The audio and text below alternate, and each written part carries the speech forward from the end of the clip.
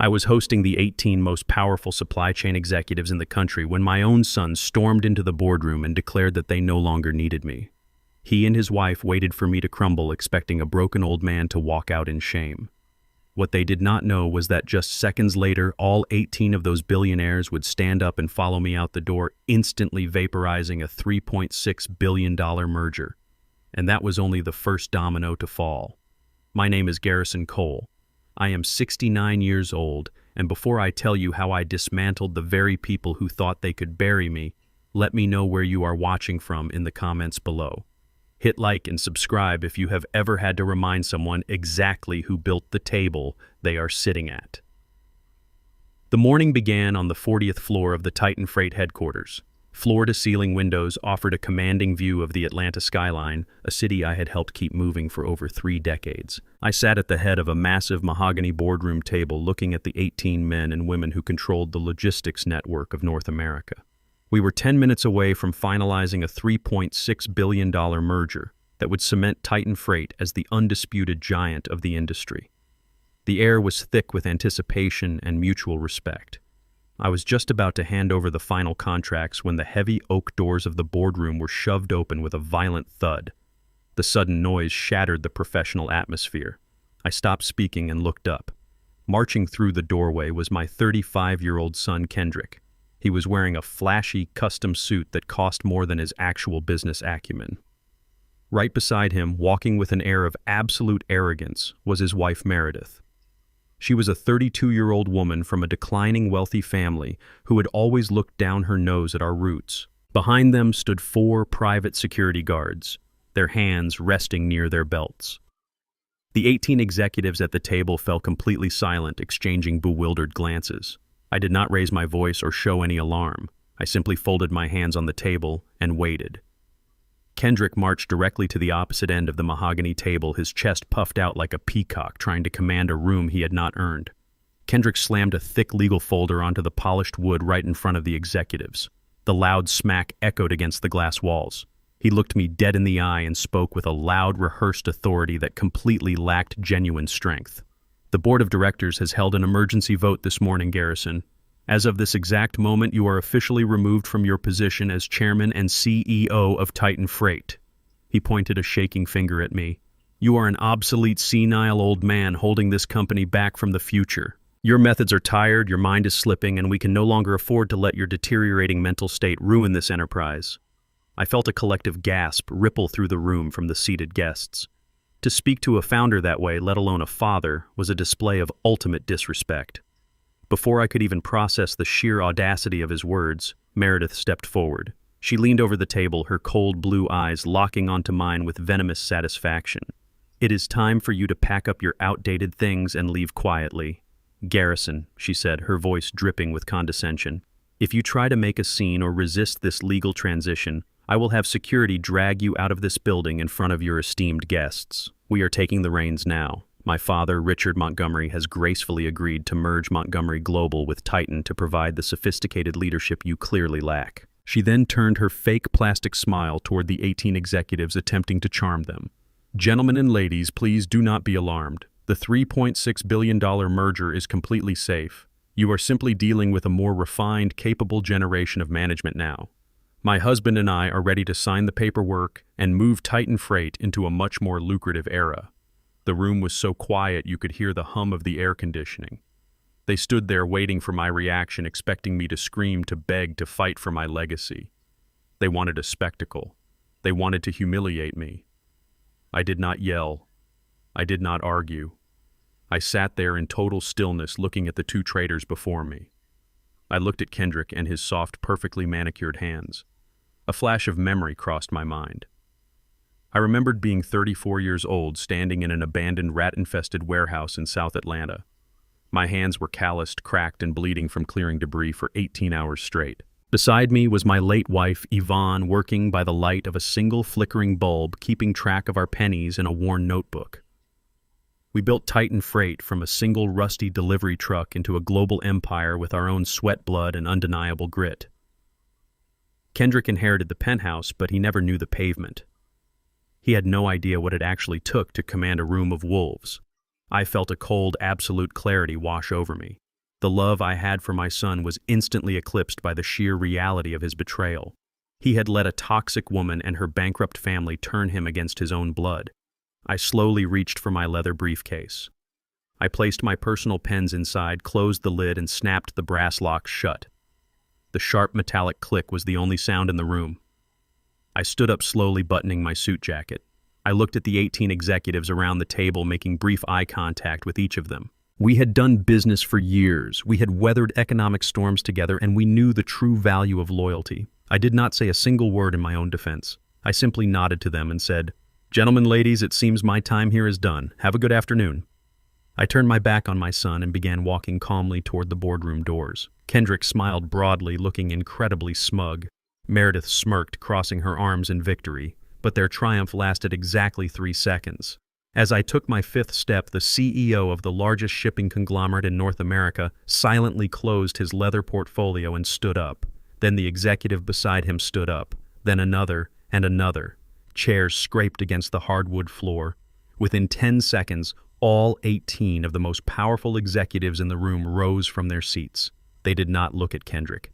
They completely ignored Meredith and her forced smile. They picked up their briefcases and walked right past the security guards, following me out the door in total unified silence. The color drained from Kendrick's face instantly. "Wait," he stammered, his voice cracking with sudden panic. "Where are you going? The merger is still on. We can offer you better terms. Please sit back down." But the executives kept walking, leaving Kendrick and Meredith standing completely alone in a massive empty room with a worthless piece of paper. The $3.6 billion deal was instantly dead. As I stepped into my private elevator, my phone buzzed in my pocket. It was a furious text message from Meredith. "You arrogant old fool, you just cost us billions. Check your accounts right now. I had the board freeze all your personal assets this morning. You have absolutely nothing left." I looked at the message as the elevator doors slid shut, and I just smiled. The drive from downtown Atlanta to my private estate in Buckhead was usually a quiet transition from the corporate battlefield to my personal sanctuary. Today I steered my classic sedan through the winding oak-lined streets with my mind actively calculating the exact legal maneuvers required to completely decapitate the board of directors. I pulled up to the massive wrought iron gates of my home and rolled down my window. I punched my private entry code into the keypad. The small digital screen flashed a harsh red light. Access denied. I typed it again, pressing the keys firmly. The system rejected it a second time. I looked through the thick iron bars at the sprawling property. Sitting right in the middle of the perfectly manicured green lawn was a piece of luggage.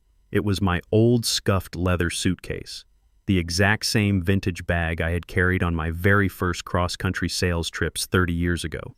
It had been thrown over the fence like common garbage. A few of my tailored dress shirts and a pair of expensive shoes were scattered carelessly across the damp grass. My own son had not just locked me out of my company. He had locked me out of the home I built from scratch and discarded my belongings like street trash. I parked the car on the curb and stepped out. The evening air was crisp, but I felt an intense heat rising in my chest. I walked up to the heavy iron gate and stood there looking at my scattered clothes. This was a highly calculated insult designed specifically to provoke an emotional reaction. They wanted me to yell, to bang my fists on the metal, to act like a desperate, defeated man. I did none of those things. I simply stood straight and waited. I knew someone was watching from the shadows. The massive mahogany double doors of the mansion swung open. Meredith stepped out onto the grand portico.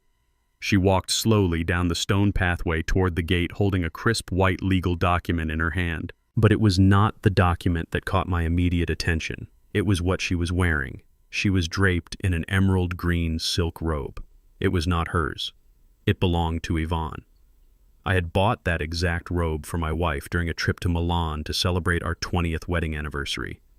Yvonne used to wear it on Sunday mornings while drinking coffee on the terrace looking out at the gardens we planted together. Now this arrogant woman was wearing my late wife's cherished garment, parading it in front of me as a twisted trophy of her conquest.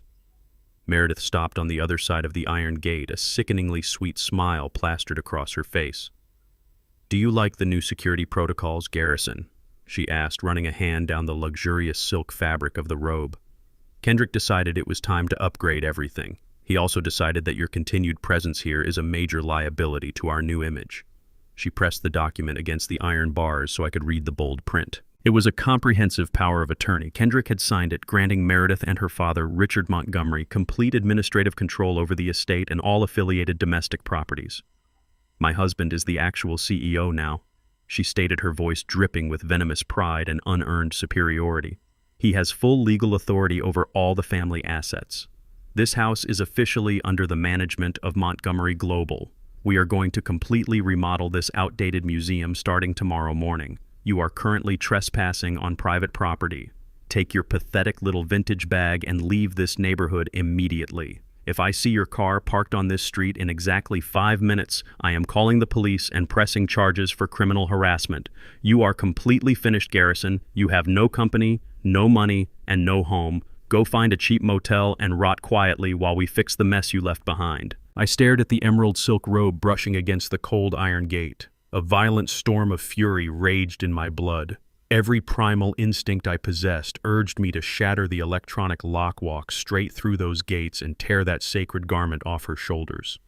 But blind rage is a tool for the weak. Absolute discipline is the weapon of a king. I kept my face entirely devoid of emotion. She desperately wanted to see pain, but I gave her a stone statue. She was painfully ignorant of how real wealth actually functioned in the real world. I bought this land when Yvonne and I made our first $1 million. We laid the foundation stones ourselves. Legally, this entire estate was anchored deep within the Cole family irrevocable trust. Kendrick might be the current acting CEO of the logistics company, but he was absolutely nothing but a temporary paper trustee when it came to the family estate. He lacked the fundamental legal authority to transfer management to his wife's bankrupt family. The impressive-looking document Meredith was holding against the gate was a legally worthless piece of paper. But I was not going to give her a free law lesson standing on the sidewalk. Let them firmly believe they had conquered the castle. Let them throw parties, drink my wine, and celebrate their stolen kingdom. When a lethal trap is carefully set, you do not warn the mouse about the cheese. I did not give Meredith the satisfaction of a single spoken word. I turned my back on her smug face, walked over to the grass, and picked up my leather suitcase. I calmly gathered my scattered shirts, folded them neatly, and placed them inside the bag. I walked back to my car, put the luggage in the trunk, and slid into the driver's seat. I started the engine and drove away, leaving my home in the rearview mirror without a second glance. As I merged onto the highway, I picked up my phone and dialed a highly secure line. Evelyn Pierce answered on the second ring. She was a 45-year-old corporate shark, a brilliant attorney who had navigated my most complex acquisitions for the past 15 years. She was the only person in Atlanta who knew exactly where all my financial bodies were buried. Garrison, she answered, her tone sharp and immediately alert. I heard about the boardroom coup. The financial wires are already buzzing with rumors. Kendrick and his wife just locked me out of the Buckhead estate, I said, keeping my voice perfectly level. They think they have seized the trust. Let them have their delusion for the weekend.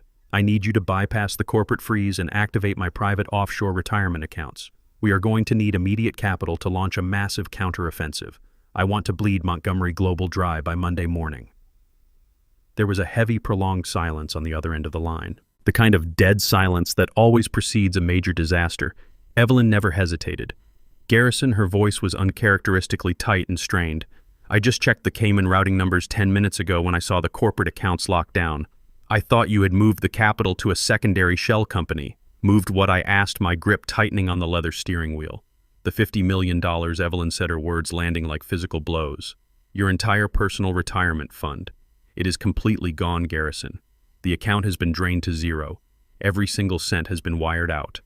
I drove straight to the Waldorf Astoria in Midtown. Evelyn had already secured a private penthouse suite under a corporate pseudonym I rarely used to ensure complete anonymity. When I walked through the heavy wooden door, she was sitting at the glass dining table, illuminated only by the harsh blue light of her laptop screen. I dropped my old leather suitcase onto the marble floor and walked over to stand behind her. There it was in digital ink. The offshore retirement account I had spent 20 years quietly building was completely drained. $50 million of pure liquid capital wiped out, leaving a balance of absolute zero. Evelyn ran her hands through her dark braids, her usually unshakable composure cracking just a fraction. Garrison, the security protocols on this account were biometric and dual authenticated, she said, her voice tight with disbelief. Someone had to have physically bypassed the primary server and forged your digital authorization. I stared at the zeros on the screen, feeling a cold, calculated anger replacing the initial shock. Kendrick knew about the fail-safe protocols. I taught him the architecture of our financial security systems myself when I mistakenly believed he was actually capable of running Titan Freight. He used the administrative overrides I built to protect us to rob me blind. I poured myself 2 fingers of neat bourbon from the minibar. I did not take a sip. I just held the heavy glass, feeling the ice melt against my palm. We need to find out exactly where that capital landed, I commanded. If my son thinks he can steal a $50 million war chest and hide it in his own backyard, he is vastly underestimating the tools at our disposal. Evelyn did not need to be told twice. Her fingers flew across the keyboard, pulling up encrypted financial tracking software that only a handful of elite corporate attorneys possessed. I watched the progress bar crawl across the screen as she ran a deep trace on the routing numbers. A sudden transaction of that magnitude leaves a massive digital footprint, no matter how well you try to scrub the ledger. It took her precisely 14 minutes to break through the first layer of shell accounts. She leaned closer to the screen, her eyes narrowing. "Garrison," she said, pointing a perfectly manicured nail at a string of offshore routing codes. The capital did not go into any of Kendrick's personal accounts. It did not go into the Titan Freight corporate reserves either. He bypassed his own financial infrastructure entirely. I set the glass of bourbon down on the table with a sharp clink. "Where is my money, Evelyn?" She tapped a few more keys, decrypting the final destination. It was wired through 3 different international clearinghouses before dropping into a blind trust registered in the Cayman Islands. But the trust is not blind to me.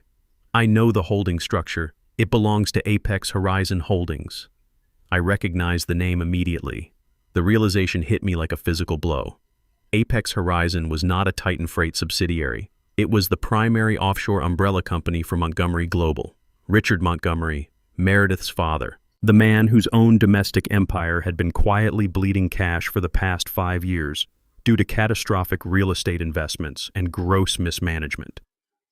Kendrick did not steal my retirement to fund his own ambitions. He stole my life savings to bail out his arrogant father-in-law. Richard Montgomery was drowning in corporate debt, and my son had just handed him a $50 million life raft stolen directly from my vault. Meredith had played my son flawlessly. She married a man eager to prove himself and manipulated his deep-seated insecurities until he was willing to commit federal wire fraud to impress her bankrupt family. She had convinced him that saving her father was the ultimate power move. In reality, she was just treating Kendrick like a disposable wallet. The $50 million was not a business investment. It was a ransom he willingly paid to keep a woman who secretly despised his lack of spine. The entire picture snapped into brutal focus. Kendrick was not a mastermind staging a brilliant corporate coup. He was a pathetic puppet dancing on strings pulled by his wife and her desperate father. He had traded his birthright and his own father for a pat on the head from a family that secretly laughed at his incompetence behind closed doors. They used his executive authority to drain my accounts and seize my properties, leaving him exposed to all the legal liability while they hoarded the actual cash. I felt a sudden dark wave of pity for my son, quickly followed by an absolute, ruthless resolve. They thought taking my liquid capital would leave me defenseless. They completely forgot that I am the man who engineered the entire logistic ecosystem they were trying to steal. "Evelyn," I said, my voice dropping to a dangerous whisper, "contact the Federal Banking Oversight Commission immediately. Do not file a formal fraud claim yet. Just initiate a silent trace on Apex Horizon Holdings. Let Richard Montgomery feel safe for the weekend. Let him start spending my money. When a thief thinks he has gotten away clean, he gets sloppy. We are going to build a legal cage so tight around the Montgomery family that they will beg me to lock the door. We will let them hang themselves with their own greed. They wanted to play a high-stakes game of corporate warfare with a man who wrote the rulebook. Before Evelyn could pick up her phone to make the call, my personal cell phone buzzed violently against the glass table. The caller ID flashed Kendrick's name. I did not answer. I let it ring, echoing through the quiet luxury of the penthouse until it clicked over to voicemail. 10 seconds later, an audio file and an image attachment dropped into my inbox. I opened the audio file and put the phone on speaker. Kendrick's voice filled the room, sounding manic and breathless, a stark contrast to his fake bravado in the boardroom. Listen to me carefully, old man, he sneered, his voice trembling with forced aggression. Meredith told me about the little stunt you pulled at the front gate. You think you can just walk away and plot some kind of revenge. You think you have options. You have absolutely nothing. Do not try to contact your lawyers. Do not try to fight the board. If you make a single move to sue me for the retirement funds or contest the estate transfer, I will legally destroy what is left of your life. I tapped the image attachment. A high-resolution scan filled my screen. It was an official-looking medical document bearing the letterhead of a prominent Atlanta psychiatric clinic. I read the bold text at the top, Certificate of Severe Cognitive Decline and Advanced Dementia. At the bottom was a forged signature of a doctor I had never met certifying that I was a complete danger to myself and entirely incapable of managing my own affairs. Kendrick's voice message continued dripping with malice. Look at the file, Garrison. I have 3 medical professionals ready to testify that you are completely out of your mind if you do not disappear quietly and let us run Titan Freight. I will have a judge sign an emergency mandate. I will have you forcibly committed to a state-run mental facility before Monday morning. You will spend the rest of your miserable life locked in a padded room eating pureed food while Meredith and I spend your billions. The recording clicked off. I stared at the forged medical certificate as a terrifying knock suddenly pounded against my hotel room door. The aggressive knocking rattled the heavy mahogany door of the penthouse. I did not flinch. I motioned for Evelyn to step into the shadow of the hallway out of immediate sight. I walked calmly to the door and looked through the brass peephole. Standing in the brightly lit corridor were 2 uniformed Atlanta police officers. Flanking them were 2 men wearing clinical white coats, carrying a heavy medical bag and a folded canvas stretcher. They looked less like medical professionals and more like hired muscle. "Open the door, Mr. Cole," one of the officers shouted, his voice echoing down the empty hall. "We have a court-mandated psychiatric extraction order. You need to come with us immediately." Kendrick and Meredith had not wasted a single second. They tracked my location through some backdoor corporate channel and sent their fabricated medical strike team to drag me away in the middle of the night. If I opened that door and showed even a hint of anger or resistance, they would use it as absolute proof of my supposed hostility and mental decline. They wanted a struggle. They wanted to inject me with sedatives, strap me to a gurney, and make me disappear into the darkest wing of a state facility. I took a deep breath, centering my heart rate. I adjusted the cuffs of my suit jacket and unlocked the deadbolt. I pulled the door open just wide enough to stand in the frame, blocking their entry. "Good evening, gentlemen," I said, my voice projecting total authority. "I assume you have a legally binding reason for disturbing my privacy." The lead officer stepped forward, resting his hand on his utility belt. He held up a clipboard. "We have an emergency mandate signed by a superior court judge. We are here to escort you to a psychiatric evaluation facility for your own safety." I did not step aside. Instead, I smoothly pulled my phone from my breast pocket, tapped the screen, and activated a live video broadcast connected directly to Evelyn's secure legal cloud. The red recording light blinked steadily. "For my own safety and the legal integrity of this interaction, I am recording this encounter," I stated, holding the camera at eye level to capture the faces of the officers and the 2 men in white coats. "You are currently standing in a private residence attempting to execute an involuntary medical hold on a citizen with 0 history of mental illness. I want to see the exact paperwork you are holding, officer." The policeman looked slightly uncomfortable at the sight of the camera, but held out the clipboard. I scanned the document. It was an emergency order of apprehension. I looked at the bottom of the page. The primary petitioner listed was my daughter-in-law, Meredith Cole. The medical affidavit attached was signed by the exact same fictitious doctor from Kendrick's email attachment. This order is based on a fabricated medical affidavit filed less than 2 hours ago by a woman who has no legal medical proxy over me, I said, my voice ringing with absolute clarity. Furthermore, this mandate requires a mandatory 48-hour observation period before any judge can authorize a forced extraction. You are attempting to bypass standard legal procedure based on a forged document provided by a hostile family member currently under investigation for corporate fraud. The 2 men in white coats shifted nervously. One of them reached for the door frame. "Mr. Cole, you are exhibiting signs of paranoia," he said, attempting to sound clinical. "We need you to come with us voluntarily, or we will be forced to use physical restraints." I shifted my gaze to the man in the white coat, my eyes cold and unyielding. "You are not a state-appointed medical official," I noted, reading the logo on his badge. "You represent a private boutique clinic heavily funded by Montgomery Global. If you take one step across this threshold without a verified state warrant, I will have my legal counsel press charges for attempted kidnapping and aggravated assault." Evelyn stepped out of the shadows, holding her own phone recording from a secondary angle. "I am Evelyn Pierce, senior legal counsel for Mr. Cole," she announced, her tone like shattered glass.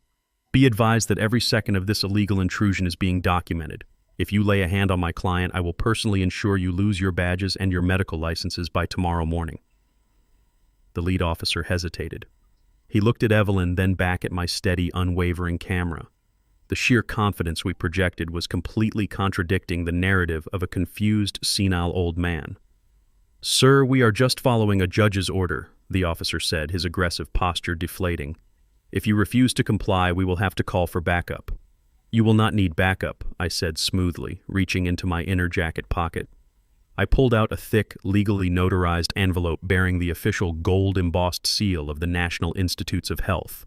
I unfolded the heavy parchment and held it up to the camera before handing it directly to the officer. 2 days ago, in preparation for a $3 billion corporate merger, I underwent a comprehensive cognitive and physical evaluation by 3 independent federally appointed neurologists, I explained. "Read the conclusion, officer." The policeman scanned the document. His eyes widened as he read the signatures of the top medical professionals in the country. The document certified that my cognitive function, memory, and psychological stability were in the top 1 percentile for my age group. It was an absolute, legally bulletproof, clean bill of health. This federal certification completely supersedes your local emergency petition, which was filed by a private citizen with an obvious financial conflict of interest, I stated. "You have been weaponized by my son to execute a corporate coup." The officer swallowed hard, realizing the massive legal liability he had just walked into. He handed the federal document back to me and turned to the 2 men in white coats. "We are done here," he said sharply. "The state order is superseded by federal medical clearance. Pack up your gear." The fake medical team tried to argue, but the officer cut them off. "I said we are leaving right now."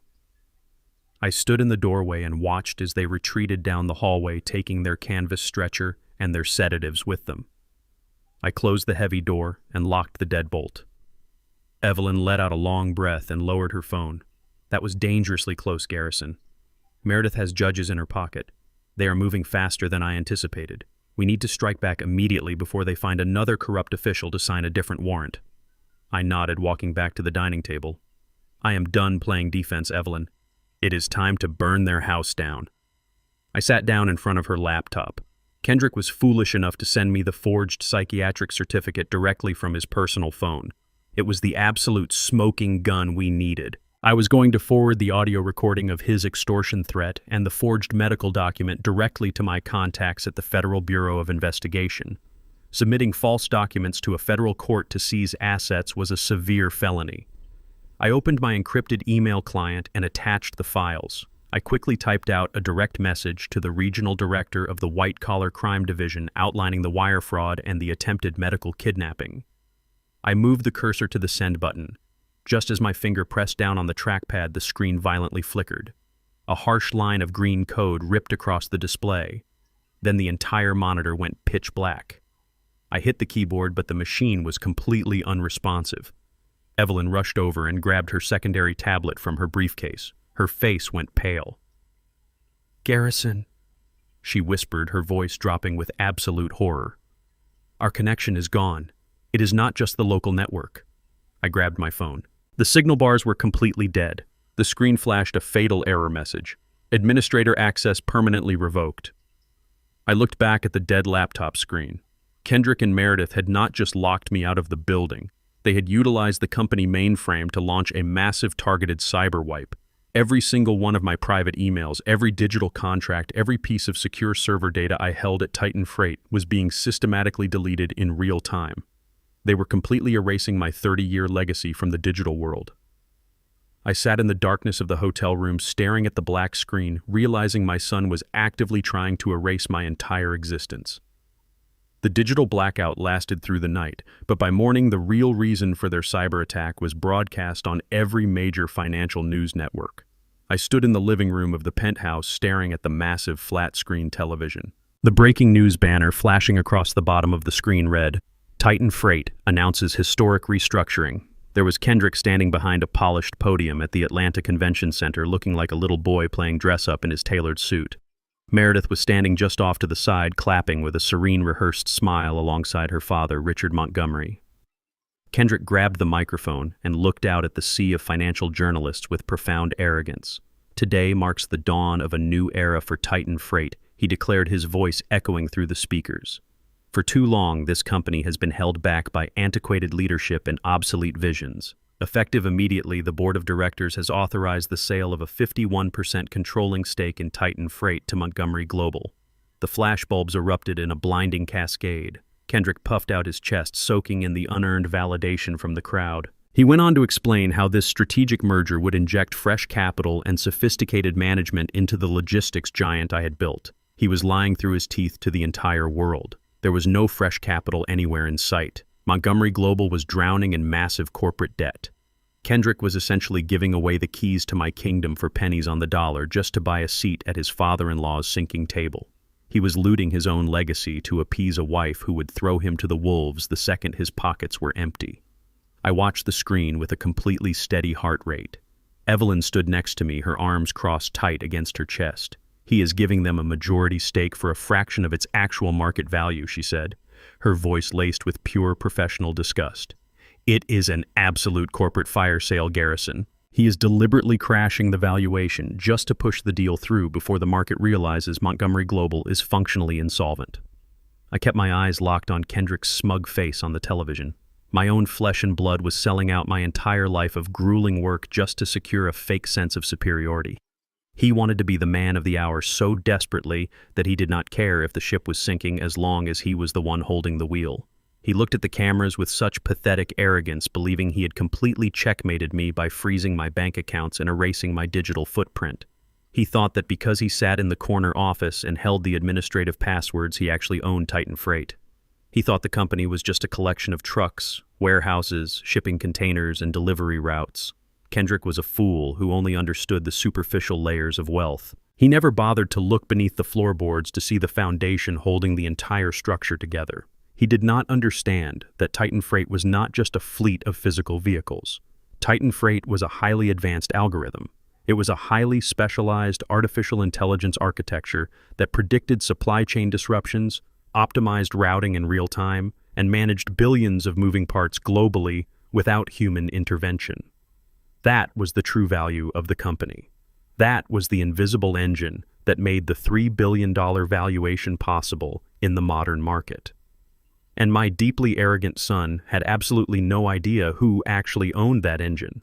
He assumed the corporate entity possessed every single asset because he never read the founding documents. He was parading around on stage selling a mansion while entirely oblivious to the fact that he did not own the land it was built on. 30 years ago, long before we had corporate towers and thousands of employees, I sat at a cheap folding table in a dusty garage. Yvonne was asleep on the couch nearby, having just finished a double shift to keep the lights on for us. I stayed awake for 3 days straight, fueled by black coffee and sheer desperation, writing the original source code for our logistical tracking software. I built the operational matrix from scratch, line by line, testing every variable. When the software was finally perfected, I made a very quiet, very specific legal decision. I did not patent the breakthrough technology under the name Titan Freight. I patented the core algorithm entirely under my own personal name, Garrison Cole. As the company grew into a multi-billion-dollar empire, the board of directors just assumed the intellectual property belonged to the corporate entity. But Evelyn and I had drafted an ironclad perpetual licensing agreement years ago. Titan Freight was merely renting my brain on a strict contractual basis. I legally owned the beating heart of the entire global network. Kendrick could lock me out of the headquarters. He could erase my corporate emails. He could even sell 51% of the trucks and the physical warehouses to Richard Montgomery. But he could never sell the code. "Turn off the television," I told Evelyn without taking my eyes off the screen. "We have an appointment to make." I grabbed my suit jacket and headed for the door. We did not go to a bank or a courtroom. We drove straight to the regional headquarters of the United States Copyright Office. I walked past the security checkpoints with my physical patent documents safely secured in a fireproof briefcase. These were authentic paper documents Kendrick could never delete because they existed long before he even learned how to type.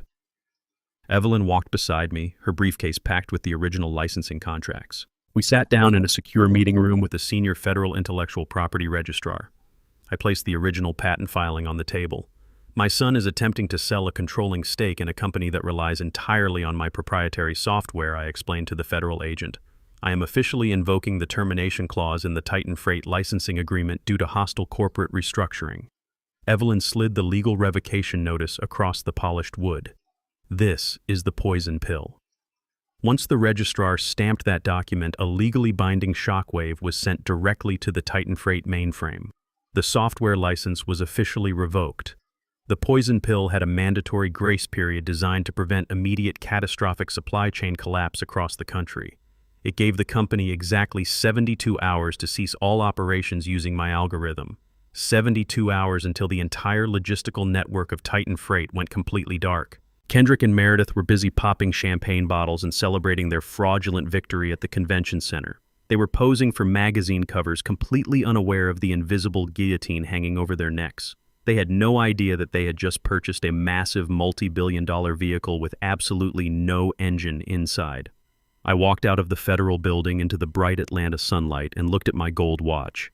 The countdown had officially started. In exactly 3 days, the entire empire they stole would crumble to dust in their hands. The Montgomery Global Acquisition Gala was held in the grand ballroom of the St. Regis Hotel. It was a sickening display of unearned wealth and premature celebration.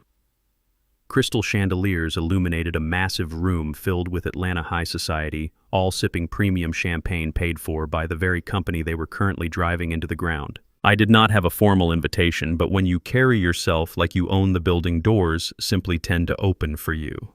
I walked past the velvet ropes wearing a perfectly tailored black tuxedo that fit me like a second skin. The lively chatter in the grand room began to die down the exact moment I stepped onto the polished marble floor. It started as a subtle ripple of hushed whispers and quickly cascaded into a heavy, uncomfortable silence. Hundreds of curious eyes turned toward me. They expected to see a defeated old man broken and humiliated by his own son's ruthless corporate coup. Instead, they saw the original founder of Titan Freight standing tall with absolute calm radiating from every single step. I walked slowly and deliberately through the crowd, parting the sea of expensive silk gowns and tailored designer suits. Waiters froze in their tracks, holding their silver trays perfectly still. I kept my gaze locked straight ahead, focused entirely on the VIP table situated at the center of the room. There sat Richard Montgomery, soaking in his fraudulent victory. Beside him was Meredith, dripping in diamonds, and Kendrick holding a glass of vintage champagne. The triumphant smile on my son's face vanished the second he saw me approaching. His hand trembled slightly, causing the golden liquid in his glass to ripple. He stood up abruptly, his chair scraping loudly against the floor. "What are you doing here?" Kendrick demanded, his voice cracking with a messy mixture of genuine fear and forced public authority. He frantically waved his free hand toward the perimeter of the expansive room. "Security! Get security over here right now. This man is trespassing on a private event." 2 burly men wearing dark suits and earpieces started to jog toward us from the entrance, but I simply held up a single hand. The gesture carried decades of absolute corporate authority, and the guards instinctively hesitated, stepping back into the shadows. I stepped right up to Kendrick, completely invading his personal space. I could smell the expensive scotch on his breath and clearly see the faint sheen of cold sweat forming on his forehead. "You do not need security, son," I said, keeping my voice incredibly low and perfectly even. "I am not here to ruin your little celebration or make a public scene. I am just here to deliver a highly personal message." I reached smoothly into the inner breast pocket of my tuxedo jacket. Kendrick flinched visibly, bracing his body as if I was about to pull out a weapon right in front of the crowd. Instead, I pulled out a single folded piece of paper. It was a highly sensitive financial document that Evelyn had uncovered just a few hours ago through her deep network of underground forensic accountants. I smoothly slid the paper directly into the breast pocket of Kendrick's suit jacket, adjusting his silk lapel with a firm, condescending pat. He stared at me completely bewildered. I leaned in extremely close so only he could hear the heavy words leaving my mouth. You should be much more careful about where you borrow your operational cash, Kendrick. You looted my retirement to save your father-in-law's failing company, but you still had a massive liquidity gap to cover Meredith's extravagant lifestyle and keep up appearances. So you went straight to the shadow market. You borrowed $20 million from the Petrov syndicate to balance your personal books. Did you really think you could take out a black market loan of that magnitude and hide it from me? The Petrovs do not care about your fancy new CEO title. They do not care about your shiny board of directors or this gala. They only care about collection. And their collection methods are usually extremely violent and entirely unforgiving. All the color instantly drained from Kendrick's face. He looked absolutely terrified, his jaw slacking as the brutal reality of his hidden nightmare was suddenly exposed to the light. He reached a trembling hand toward his breast pocket, feeling the folded paper like it was a live grenade ready to detonate. Before he could formulate a single word, Meredith aggressively stepped between us. She puffed out her chest, attempting to shield her pathetic husband and salvage the public spectacle. "Security, remove this man from the premises!" She shrieked, her voice echoing sharply across the silent, breathless ballroom. She turned to the crowd, projecting her words loudly to ensure every single person heard her. "Look at this pathetic display. You just cannot accept that your relevant time is over, Garrison. You think putting on a nice tuxedo covers up what you truly are. You are nothing but a glorified truck driver from the dirty, impoverished streets of South Atlanta. You belong in a filthy, oil-stained warehouse, not in a corporate boardroom, and certainly not in a room with refined high society. We elevated your little shipping company into a sophisticated global enterprise. We gave it actual class. Now take your ghetto mentality and get out before I have you thrown in the back of a police cruiser like a common criminal." She glared at me with absolute disdain, her chin raised high as she waited for the crowd to validate her cruel outburst. She was desperate to humiliate me, to prove that her bloodline was inherently superior to mine. The entire ballroom held its collective breath, waiting for my reaction to her venomous racial and classist insults. I did not flinch. I did not raise my voice in anger. I simply looked at her with a cold, terrifying amusement that completely unsettled her stance. I stepped closer to Meredith, bypassing her protective posture entirely. I leaned down and brought my lips right next to her ear so no one else could hear the devastation I was about to unleash. "Class is something you are born with, Meredith." I whispered, my tone razor-sharp and chillingly calm. "It is not something you can buy with stolen money. Speaking of stolen money, I hope the Zurich branch of the Alpine Continental Bank is treating you well. Account number 7492. Her entire body went rigid, as if she had just been struck by lightning. I continued my whisper, feeling her begin to physically shake. "Did you really think you could siphon $50 million of my stolen retirement funds into a secret Swiss account without me noticing? You are actively starving your husband's new company to build your own personal offshore divorce fund. You are planning to drain Kendrick dry and abandon him to the violent loan sharks the exact second the Titan merger is legally finalized. You are playing him for an absolute fool, but you cannot play me. I already used my original asset documentation to freeze the Zurich account this afternoon, Meredith. You have absolutely nothing left." I pulled back and looked her dead in the eyes. The smug, arrogant expression had been completely wiped from her pale face, replaced by sheer, unadulterated terror. Her mouth opened, but no sound came out of her throat. The pristine crystal wine glass slipped from her trembling fingers. It hit the marble floor with a loud, sharp crash, shattering into 100 glittering pieces across the silent ballroom. The dark red wine splashed across the hem of her expensive designer gown, looking exactly like fresh blood. I offered a polite nod to the stunned crowd, turned around and walked out of the ballroom, leaving them to choke on their own destruction. I left the suffocating atmosphere of the grand ballroom and stepped out into the cool Atlanta night air. The valet brought my town car around immediately. I slid into the quiet sanctuary of the leatherback seat and instructed my driver to take the long route back to the Waldorf Astoria. My phone buzzed shortly after we merged onto the highway. It was an encrypted audio link from Evelyn.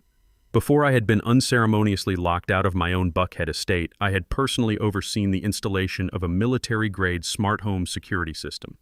Kendrick had been so eager to change the gate codes and the front door locks that he completely neglected to wipe the internal network administration protocols. Sitting in the quiet darkness of my car, I tapped the screen and connected to the live audio feed from the primary living room of my former home. I listened as the monster I had raised turned on his puppet master. Kendrick burst through the heavy mahogany front doors, his breathing ragged and heavy, echoing loudly through the hidden microphones. I had slipped him from his tuxedo pocket. I had slipped him from his tuxedo pocket and slammed it violently onto the marble foyer table. "What the hell is this, Meredith?" he screamed, his voice cracking under the immense pressure of his own catastrophic stupidity. "My father just shoved this into my pocket in front of half the city. It shows a direct transfer protocol. It shows you setting up a shadow account in Zurich. He knows about the $20 million I borrowed from the Petrov syndicate, and he knows you are planning to drain the remaining operational capital and leave me holding the bag." The internal conflict I had carefully engineered was detonating exactly on schedule. Kendrick was pacing like a cornered animal, realizing for the first time that the walls were closing in around him. He demanded answers. He demanded to know why the woman he betrayed his own flesh and blood for was secretly packing a financial parachute to abandon him. Listening over the audio feed, I waited for a brief moment of dead silence. A lesser woman would have crumbled under the weight of such undeniable proof. She would have stuttered or confessed. But Meredith was a predator trained by a desperate, bankrupt family to survive at any cost. She did not confess. She pivoted with terrifying speed. The sharp, sudden sound of a heavy slap echoed through the microphone, followed immediately by the sound of Meredith bursting into violent theatrical tears. "How dare you?" "Kendrick," she sobbed, her voice vibrating with weaponized victimhood. "How can you possibly believe the lies of a senile, bitter old man over your own wife?" She began a masterful display of psychological manipulation. She told him that I was a vindictive sociopath trying to destroy their beautiful marriage because I was intensely jealous of their youthful success. She insisted that the financial document was a complete fabrication, a fake bank statement printed out by Evelyn Pierce to sow division between them. "Do you really think I would ever abandon you?" she cried, her voice breaking with perfect artificial emotion. "We are building an empire together. Your father is losing his mind. He is so desperate to cling to his lost power that he hired hackers to create fake routing numbers just to drive you insane. He wants you to doubt me so that you will run back to him begging for forgiveness. Are you really going to let that arrogant old truck driver ruin what we have built?" She wrapped her arms around him, burying her face in his chest, sobbing loudly into his tailored suit.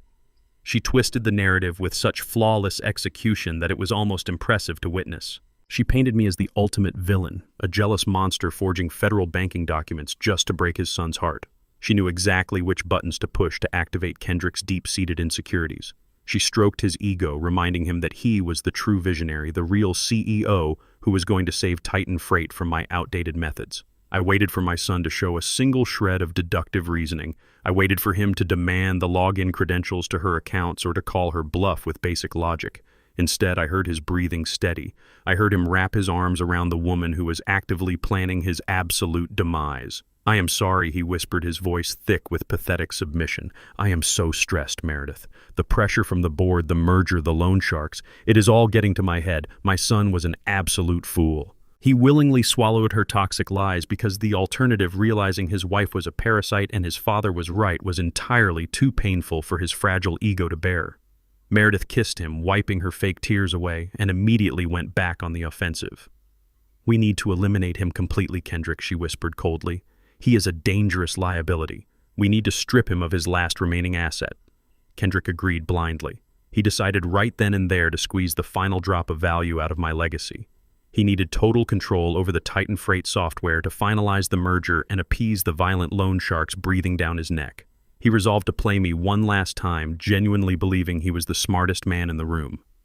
Less than an hour later, my private cell phone vibrated on the seat next to me. The caller ID flashed Kendrick's name. I let it ring 3 times before sliding my finger across the screen to answer. I did not say a word. I just listened to the dead air. Dad Kendrick said, his tone completely stripped of the hostility he had displayed at the gala. It was replaced by a sickeningly smooth, overly affectionate cadence. "Listen, we got off on the wrong foot tonight. Emotions are running high. I want to make things right between us."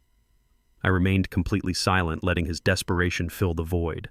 "I know you are upset about the $50 million in the retirement fund," he continued, his voice dripping with false sincerity. "That was a drastic measure to secure the merger.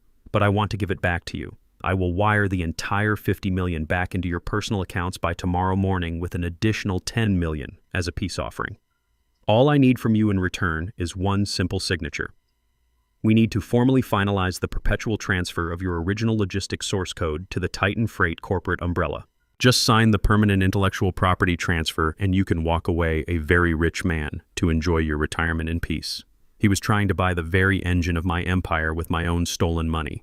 It was an insult wrapped in an extortion attempt. He thought he could dangle my own funds in front of my face and trick me into giving up the master key. I smiled, staring out the window at the dark city streets. "That sounds like a very generous proposition, son," I replied, keeping my tone perfectly measured and agreeable. "We should discuss the terms in person. Meet me tomorrow at noon at the Capital City Club. Come alone. We will settle this family business once and for all." I hung up the phone and locked the screen. The blood negotiation was officially set. Kendrick thought he was walking into a simple business transaction. He had no idea he was walking straight into an execution. I arrived at the Capital City Club precisely at noon. The private dining room I had reserved was located at the very back of the establishment, shielded by heavy velvet curtains and thick soundproof oak doors. Kendrick was already sitting at the polished mahogany table. He looked entirely exhausted. The tailored suit he wore could not hide the dark circles under his eyes or the nervous, frantic tapping of his expensive leather shoes against the floorboards. He was trying to project the aura of a victorious chief executive, but he just looked like a desperate man rapidly running out of time. I sat down directly across from him, smoothing the lapels of my suit. There was no food on the table and no waiters in the room. This was not a social lunch. Kendrick reached into his designer briefcase and pulled out a thick stack of legal documents. He slid them across the table, stopping right in front of me. He placed an expensive gold fountain pen on top of the crisp white paper. "There it is, Dad," he said, trying to keep his voice steady and authoritative. "The permanent intellectual property transfer agreement. As soon as your signature is on that dotted line, I will personally wire $60 million into any offshore account you choose. You get your stolen retirement back with a massive bonus, and Titan Freight gets full permanent ownership of the logistical source code. It is a completely clean break. You can walk away from this corporate stress and spend the rest of your life relaxing on a beach somewhere without a single worry." Kendrick leaned back in his chair, crossing his arms in a display of forced confidence. "Just sign the contract and we can put all this ugly family drama behind us forever." I did not even look at the contract. I did not reach for the gold pin. I kept my cold gaze locked entirely on my son's face, watching the fragile illusion of power he was trying so desperately to maintain. "You are offering to buy the engine of my life with money you stole from my own vault," I said, my voice incredibly low and devoid of any warmth.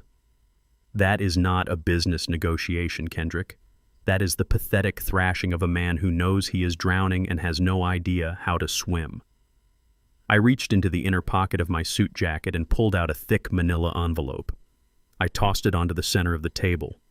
The flap opened and a dozen high-resolution 8x10 photographs spilled out across the polished wood, completely covering his fraudulent contract. Kendrick uncrossed his arms and leaned forward. His eyes darted to the glossy images and his entire body instantly froze. The photographs were undeniably clear. They were taken by my private investigator just 2 days ago. They showed Meredith in the dimly lit corner of a luxury hotel lounge, wrapped in a deeply passionate embrace with another man. The subsequent photos showed them entering a private elevator together and later sharing a very intimate moment on a secluded balcony. "The man kissing your wife is Arthur Vance," I stated brutally, outlining the reality he was staring at. "He is the senior corporate attorney for Montgomery Global. He is the exact same lawyer who drafted the fake power of attorney you used to lock me out of my own home. He is also the man currently helping Meredith structure the offshore shell accounts in Zurich to hide the money she is stealing from you." I watched Kendrick's chest heave as he stared at the images. "While you are busy taking out $20 million loans from violent Russian syndicates and trying to steal my legacy, your wife is sleeping with her father's lawyer. They are laughing at you, Kendrick. They are using your signature to assume all the legal risk while they prepare to leave you completely bankrupt and facing federal prison. Look at the pictures, son. Look at the woman you betrayed your own blood to protect." For a long, painful moment, I thought the reality of the situation would finally break through his monumental arrogance. I watched his hands shake violently as he picked up one of the photographs. His face turned an ashen shade of gray, and I could hear his shallow, rapid breathing. The absolute ultimate humiliation was sitting right in his hands. His pride, the fragile ego that drove him to destroy our family, was completely shattered. But a deeply foolish man will always choose a comfortable lie over a devastating truth. He was protecting his ego from the sheer trauma of being a cuckold and a disposable pawn. Instead of accepting reality and begging for my help to dismantle the Montgomery family, Kendrick's face contorted into a mask of pure, unadulterated rage. He slammed the photograph down onto the table and pointed a trembling finger at my chest. "This is a complete fabrication," he hissed, his voice shaking with absolute denial. "These are fake. You hired someone to digitally alter these images just to manipulate me. You cannot stand the fact that I am running Titan Freight better than you ever did. You are so intensely jealous of my success and my marriage that you would stoop to creating fake evidence just to destroy my confidence. You are a sick, bitter old man." Kendrick stood up violently, his chair crashing backward onto the thick carpet. He planted both his fists on the table, leaning over the scattered photos of his cheating wife and glaring at me with eyes full of manic hatred. "You think you can play these psychological games with me?" he shouted, completely abandoning any pretense of a civilized negotiation. "You think you hold all the cards because of some outdated software license? You are wrong, Garrison. I am the acting chief executive officer of this company, and I control the physical assets, all of them." He took a deep breath, his face twisting into a sneer of pure malice. He was about to cross a line that could never be uncrossed. "Do you remember the Willow Creek estate?" he asked, his voice dropping to a vicious threat. "The 50 acres of pristine private land in North Georgia, where Mom is buried. The estate you transferred into the corporate holding trust for tax purposes a decade ago." My blood instantly ran cold. Yvonne rested in a beautiful marble mausoleum at the center of that property, surrounded by the weeping willows she loved so much. I control that holding trust. Now, Kendrick continued, savoring the cruelty of his words, "if you do not sign over the intellectual property rights to the Titan software by tomorrow morning, I am going to liquidate that entire estate. I have a buyer ready. It is a commercial industrial developer. They want to level the entire 50 acres and build a highly toxic waste processing facility right on top of it. I will have the excavators tear down that marble monument and dig up her casket before the weekend is over. I will let them pave over her memory with concrete and garbage if you do not give me exactly what I want." He picked up his briefcase and walked toward the door, leaving the contract and the gold pen on the table. "You have 24 hours, old man," he spat before slamming the door behind him. I sat alone in the silent room, staring at the heavy oak door, realizing my son had just signed his own death warrant. I was still sitting in the private dining room of the Capital City Club, staring at the heavy oak door my son had just slammed shut, when my phone vibrated against the mahogany table. It was Evelyn. Her voice was sharp and entirely devoid of any pleasantries. "Garrison, you need to turn on the local news right now," she commanded. "Meredith just beat us to the courthouse. While Kendrick was distracting you with that pathetic extortion attempt, his wife was filing an emergency petition in probate court. She submitted a newly discovered handwritten will supposedly written by Yvonne just months before she passed away. I felt a cold, heavy knot form in my stomach. Yvonne and I had drafted our wills together decades ago with an ironclad mutual trust. "What does this fabricated document say?" I asked, keeping my breathing perfectly steady despite the rising fury in my chest. Evelyn sighed heavily. "It claims that Yvonne secretly revoked her original will because she feared for her physical safety. It transfers her entire 50% stake of the family holding trust directly to Kendrick. That includes the Willow Creek estate where she is buried. Meredith is using this document to grant Kendrick absolute legal authority to liquidate the cemetery property immediately. They timed this perfectly, Garrison. They knew Kendrick could not bully you into signing over the software, so Meredith manufactured a legal loophole to hold your wife's resting place hostage and force your hand. By the time I returned to the Waldorf Astoria, the coordinated smear campaign was fully operational. Montgomery Global had weaponized their expensive public relations firm. Every major news network in Atlanta was running breaking segments on the corporate titan who secretly terrorized his own family. The headlines flashing across the television screen were designed to completely destroy my reputation and isolate me from any potential allies. They painted me as a ruthless domestic abuser, claiming Yvonne lived her final years in absolute silent terror. Meredith gave a tearful, highly scripted televised interview on the courthouse steps, clutching a white handkerchief and claiming she was simply fulfilling her late mother-in-law's desperate final wishes. She looked directly into the news cameras and stated that I was a violent tyrant who controlled my wife through intimidation and fear. They wanted to ruin me in the court of public opinion so no judge would dare rule in my favor when I challenged the document. They thought the overwhelming public shame would force me into hiding. They were completely wrong. I did not waste a single second watching Meredith cry fake tears for the cameras. I looked at Evelyn, who had already utilized her court contacts to secure a high-resolution certified scan of the physical document. The handwriting was an incredibly sophisticated forgery. It captured the exact slant, the pressure, and the unique curve of Yvonne's signature. A standard probate judge would absolutely accept it at face value without a second thought. "We are not fighting this battle in the press," I told Evelyn, my voice a lethal whisper.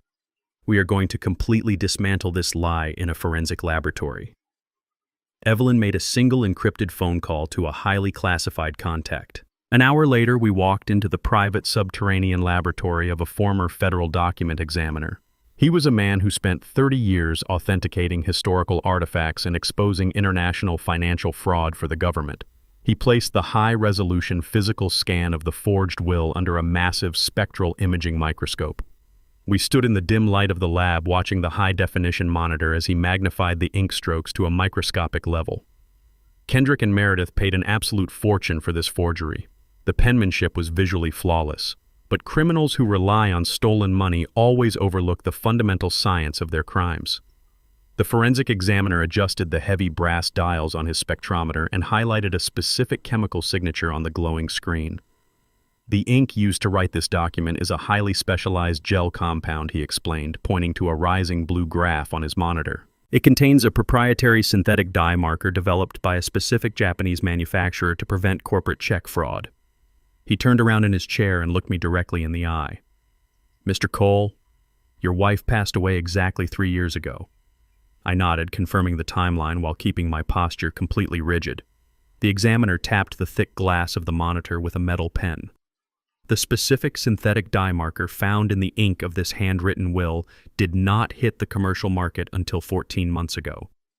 He crossed his arms, delivering the final devastating verdict. "It is chemically impossible for your late wife to have written this document. The ink did not even exist on this planet when she was alive. It is an absolute, undeniable forgery." A profound sense of cold, calculated satisfaction washed over me.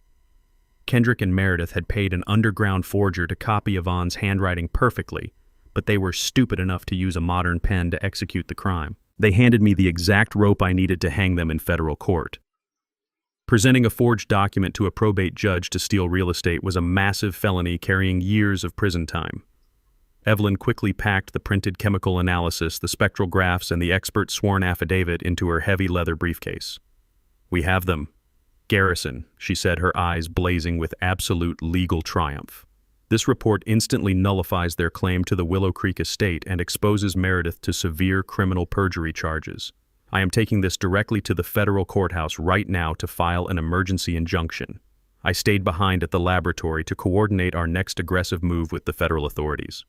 I needed to ensure the white-collar division of the FBI was fully briefed the exact second Evelyn filed the forensic affidavit with the court clerk.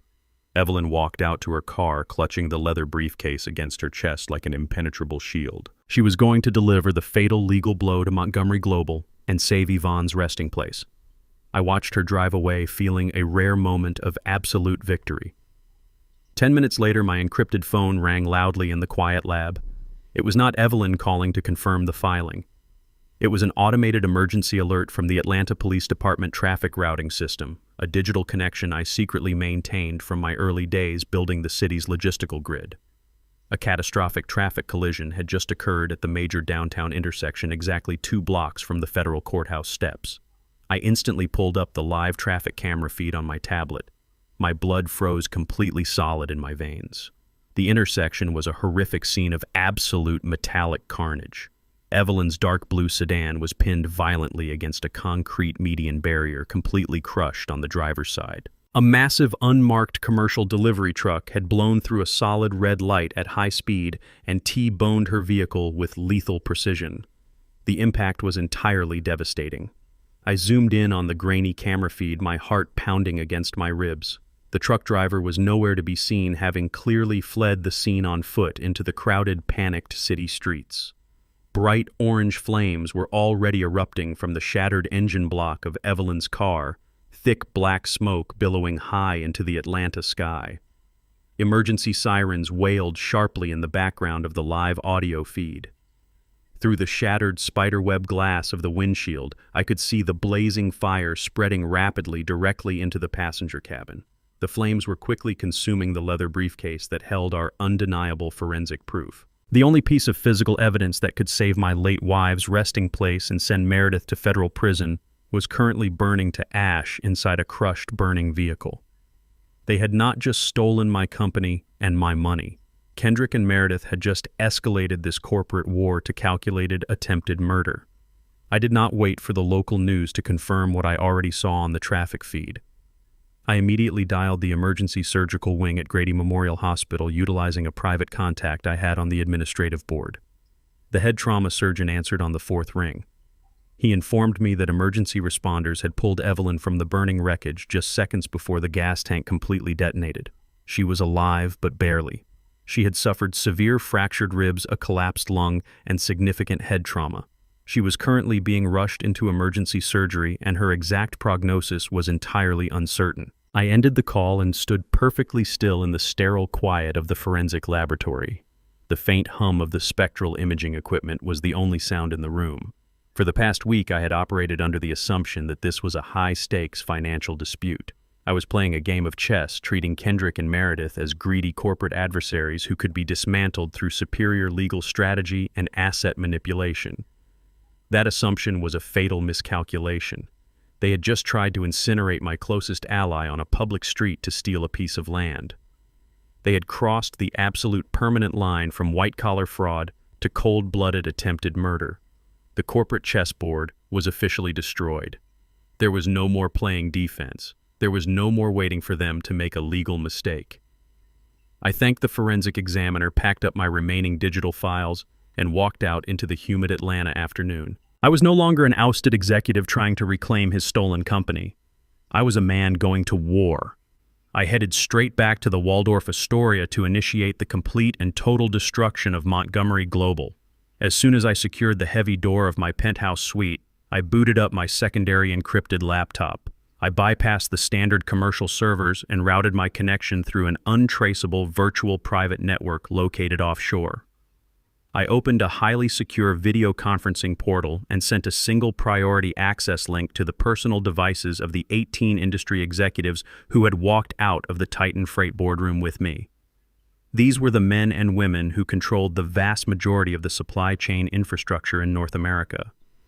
Within precisely 4 minutes, all 18 of them logged into the secure channel.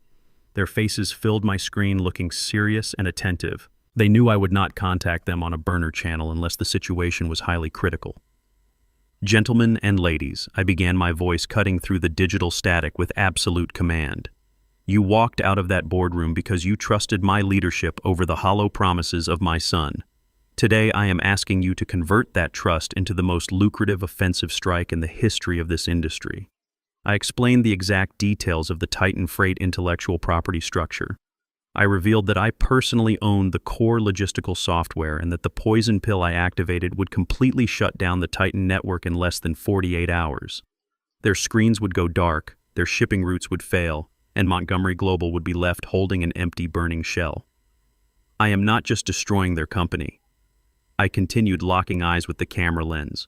I am creating a massive, instantaneous vacuum in the global market, and I am offering you the exclusive right to fill it. I propose the formation of an entirely new logistical syndicate. I would grant them immediate exclusive access to my proprietary software. We would seamlessly absorb Titan Freight's abandoned client base overnight. They would gain absolute market dominance, and in exchange, they would completely blacklist Montgomery Global and Titan Freight from every port, warehouse, and shipping lane on the continent. The executives did not need to deliberate. They understood the brutal math of the offer. They were watching a wounded Titan bleed out, and I was handing them the buckets. One by one, the executives nodded their agreement.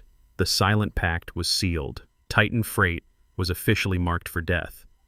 I closed the encrypted video application, feeling the immense weight of the newly formed syndicate solidifying my position. I reached for my glass of bourbon to take a single calculated sip when the heavy mahogany door of my penthouse suite suddenly exploded inward. The violent crash sent wood splinters flying across the marble foyer. 3 massive men stepped through the shattered doorframe. They did not look like corporate security or local police. They wore dark tactical jackets and carried the distinct, terrifying aura of men who made their living inflicting severe physical trauma. The lead intruder stepped into the living room, his cold, dead eyes locking onto me. He was a high-ranking enforcer for the Petrov Syndicate, the exact same black market organization Kendrick had foolishly borrowed $20 million from. "Your arrogant son made a very bad investment, old man." The enforcer growled, his thick Russian accent slicing through the quiet room. He pledged his shares of Titan Freight as collateral for a $20 million loan. But word on the street is that Titan Freight is about to be completely worthless. That means his debt falls directly onto his family. He pulled a heavy suppressed pistol from his jacket and aimed it squarely at my chest. "Kendrick cannot pay us, so we are going to extract the debt directly from you." I did not raise my hands. I did not stand up or beg for my life. I remained perfectly seated at the glass dining table, taking a slow, deliberate sip of my bourbon. The enforcer narrowed his eyes, clearly unsettled by my complete lack of panic. "You are pointing a gun at the wrong target," I said, my voice perfectly smooth and entirely undisturbed. "My son is a fool who signed his own death warrant, but he does not actually have the money you are looking for. The $20 million he borrowed from your syndicate was immediately funneled into a Cayman Islands shell company controlled by Richard Montgomery. They used your capital to artificially inflate Montgomery Global and left Kendrick holding the empty bag." The enforcer kept his weapon raised, but his posture shifted slightly. "We do not care about corporate politics," he snapped. "We only care about the money, and I am about to show you exactly where your money went," I replied, placing my glass down. I turned my attention back to my encrypted laptop. While Evelyn and I were tracking my stolen retirement funds, we uncovered the entire offshore financial architecture of Montgomery Global. Richard Montgomery was not just a terrible businessman. He was actively running a massive international money laundering operation to hide his catastrophic losses. He had been illegally washing funds through his real estate acquisitions for the past 7 years. I had compiled every single fraudulent wire transfer, every illegal shell company routing number, and every hidden ledger into one massive digital dossier. I looked at the enforcer, the barrel of his suppressed pistol still aimed at my heart. I rested my index finger over the enter key on my keyboard. "Montgomery Global stole your $20 million, I stated firmly. "And I am about to freeze every single asset they possess globally." I pressed the key. With one single keystroke, the entire encrypted dossier of Richard Montgomery's money laundering empire was transmitted directly to the primary secure server of the Federal Bureau of Investigation. The digital bomb was officially dropped. The enforcer lowered his suppressed weapon slowly. He looked at the confirmation screen on my laptop and understood the brutal efficiency of my move. He gave a single curt nod, sliding his pistol back into his dark jacket, and walked out of my penthouse with his men leaving me alone in the shattered foyer. The wheels of federal justice turn notoriously slow until you hand them a perfectly organized roadmap to billions of dollars in international money laundering. Less than 4 hours after I hit the send button, the Federal Bureau of Investigation mobilized a massive tactical unit. It was just past 2 in the morning when a fleet of black armored vehicles descended upon the towering glass headquarters of Montgomery Global in downtown Atlanta. Heavily armed federal agents poured into the pristine lobby, completely overwhelming the bewildered night security staff. They secured every entrance and exit, locking down the entire 30-story skyscraper in a matter of minutes. Teams of cyber forensic specialists raided the executive suites, ripping hard drives from the servers and seizing every physical ledger they could find in the hidden wall safes. The glowing Montgomery logo at the top of the building suddenly looked like a giant neon target. The federal agents were not just looking for a few missing millions. They were systematically dismantling an international criminal enterprise layer by layer. I watched the live helicopter footage broadcasted on the local news channels from the comfort of my hotel room. The flashing red and blue lights illuminated the street below, casting long shadows across the concrete. The untouchable empire built on stolen money and endless arrogance was being torn apart before the sun even had a chance to rise. At exactly 3 in the morning, Richard Montgomery was escorted out of his own corporate fortress. He was no longer the arrogant, untouchable titan of Atlanta high society. He looked incredibly small, frail, and entirely defeated. Federal agents flanked him, guiding him toward a waiting black transport vehicle. His wrists were secured tightly in steel handcuffs, catching the glaring light of the frantic press cameras waiting on the sidewalk. The man who had sneered at my working-class roots and tried to steal my legacy was now being shoved into the back of a federal van like a common street criminal. By the time the stock market opened at 9 in the morning, the news of the massive federal raid and the money laundering charges had completely saturated the financial wire. The market reaction was instantaneous and violently merciless. Montgomery Global stock plummeted into an absolute freefall. Institutional investors panicked, dumping their shares by the millions. The valuation of the company evaporated by 80% within the first hour of trading. Over at the Titan Freight headquarters, the atmosphere was pure, unadulterated chaos.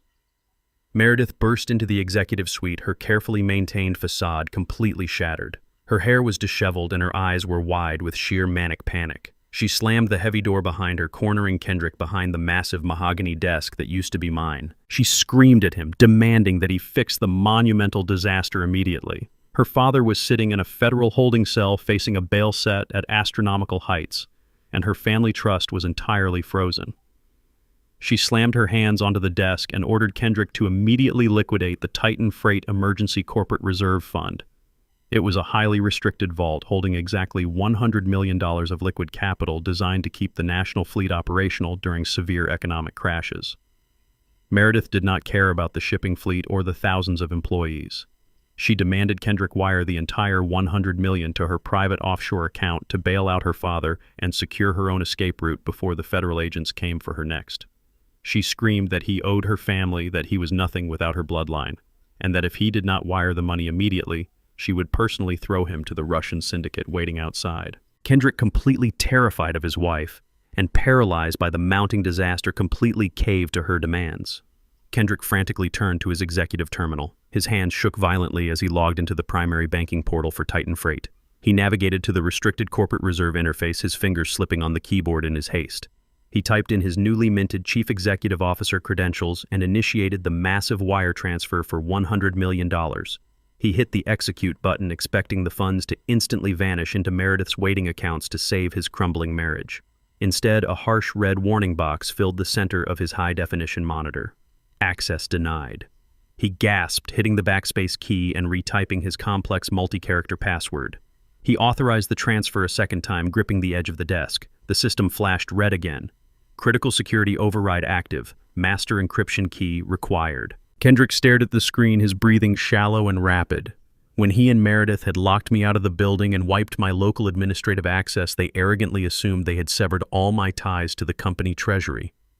They had no idea that the emergency reserve fund was hardwired directly into the core logistical algorithm to prevent hostile corporate raiding. The exact same proprietary algorithm I had legally revoked just 24 hours ago at the Federal Copyright Office. The entire financial architecture of the company was permanently tethered to my personal biometric signature. Kendrick had the fancy title and the massive corner office, but he was completely locked out of the vault. The invisible handcuffs had snapped shut around his wrists. The $100 million sat safely behind an impenetrable digital wall, and I was the only man on Earth holding the key. The crushing realization finally broke my son. He was trapped in a highly toxic marriage, chained to a rapidly sinking corporate anchor and actively hunted by violent loan sharks who wanted their $20 million back today. He had absolutely nowhere left to run. My secure phone rang, slicing through the quiet tension of my penthouse suite. I answered the call but remained completely silent, letting the dead air stretch between us. Dad Kendrick's voice came through the speaker, sounding completely unrecognizable. It was not the voice of a confident executive or a ruthless corporate raider. It was the pathetic whimpering of a broken, terrified little boy. He was crying openly, his breath hitching between violent, uncontrolled sobs. "Please, Dad, please, you have to help me. The system will not let me access the reserves. Meredith is losing her mind and destroying the office. The Petrov Syndicate just called my personal cell. They are sitting in the lobby of the headquarters, Dad. They said if I do not come downstairs with their money in 10 minutes, they are going to come up here and kill me. You have to unlock the treasury. Just this one time. I am begging you on my hands and knees, Dad. I will give you everything back. I will sign anything you want. Just please save my life." I stood by the floor-to-ceiling window looking out over the sprawling city of Atlanta, the city I built my empire in, the city where I laid my wife to rest, the city where my son betrayed me for a taste of cheap, unearned validation. I listened to his desperate, pathetic tears. He was not apologizing for trying to lock me in a psychiatric ward. He was not apologizing for the fiery car crash that nearly killed Evelyn. He was only apologizing because he had finally run out of other people's money and the consequences had finally arrived at his door. "You made your bed, Kendrick," I said, my voice devoid of any warmth, any anger, or any fatherly affection. It was a voice carved from solid ice. "Now you have to lie in it." I tapped the red button on my screen and disconnected the call permanently. I set the phone down on the table, walked over to the bar, and poured myself a fresh glass of bourbon. With the phone disconnected and the vault permanently locked, Kendrick faced the violent reality of the Petrov syndicate waiting in his lobby. He had precisely 10 minutes to produce $20 million or forfeit his life. In a state of absolute panicked delusion, my son committed the ultimate act of corporate suicide. He sprinted to the hidden wall safe in the executive office and pulled out his physical stock certificates. These were the original bearer shares that represented his entire personal controlling stake in Titan Freight. The shares I had gifted him years ago when I foolishly believed he could carry on my legacy. Kendrick rushed down to the lobby, clutching the heavy parchment paper like a shield. He bypassed the terrified security guards and approached the lead Russian enforcer. Sweating profusely and shaking uncontrollably, Kendrick slammed the bearer shares onto the reception desk. He blindly signed a transfer of ownership document, practically begging the syndicate to take his entire portion of the company in exchange for immediate debt forgiveness and a small injection of physical cash to appease his wife. He handed over a company valued at billions to an international crime syndicate for a fraction of its worth. He genuinely believed he was buying himself time. He thought he could restructure the company later or somehow manipulate the market to recover his losses.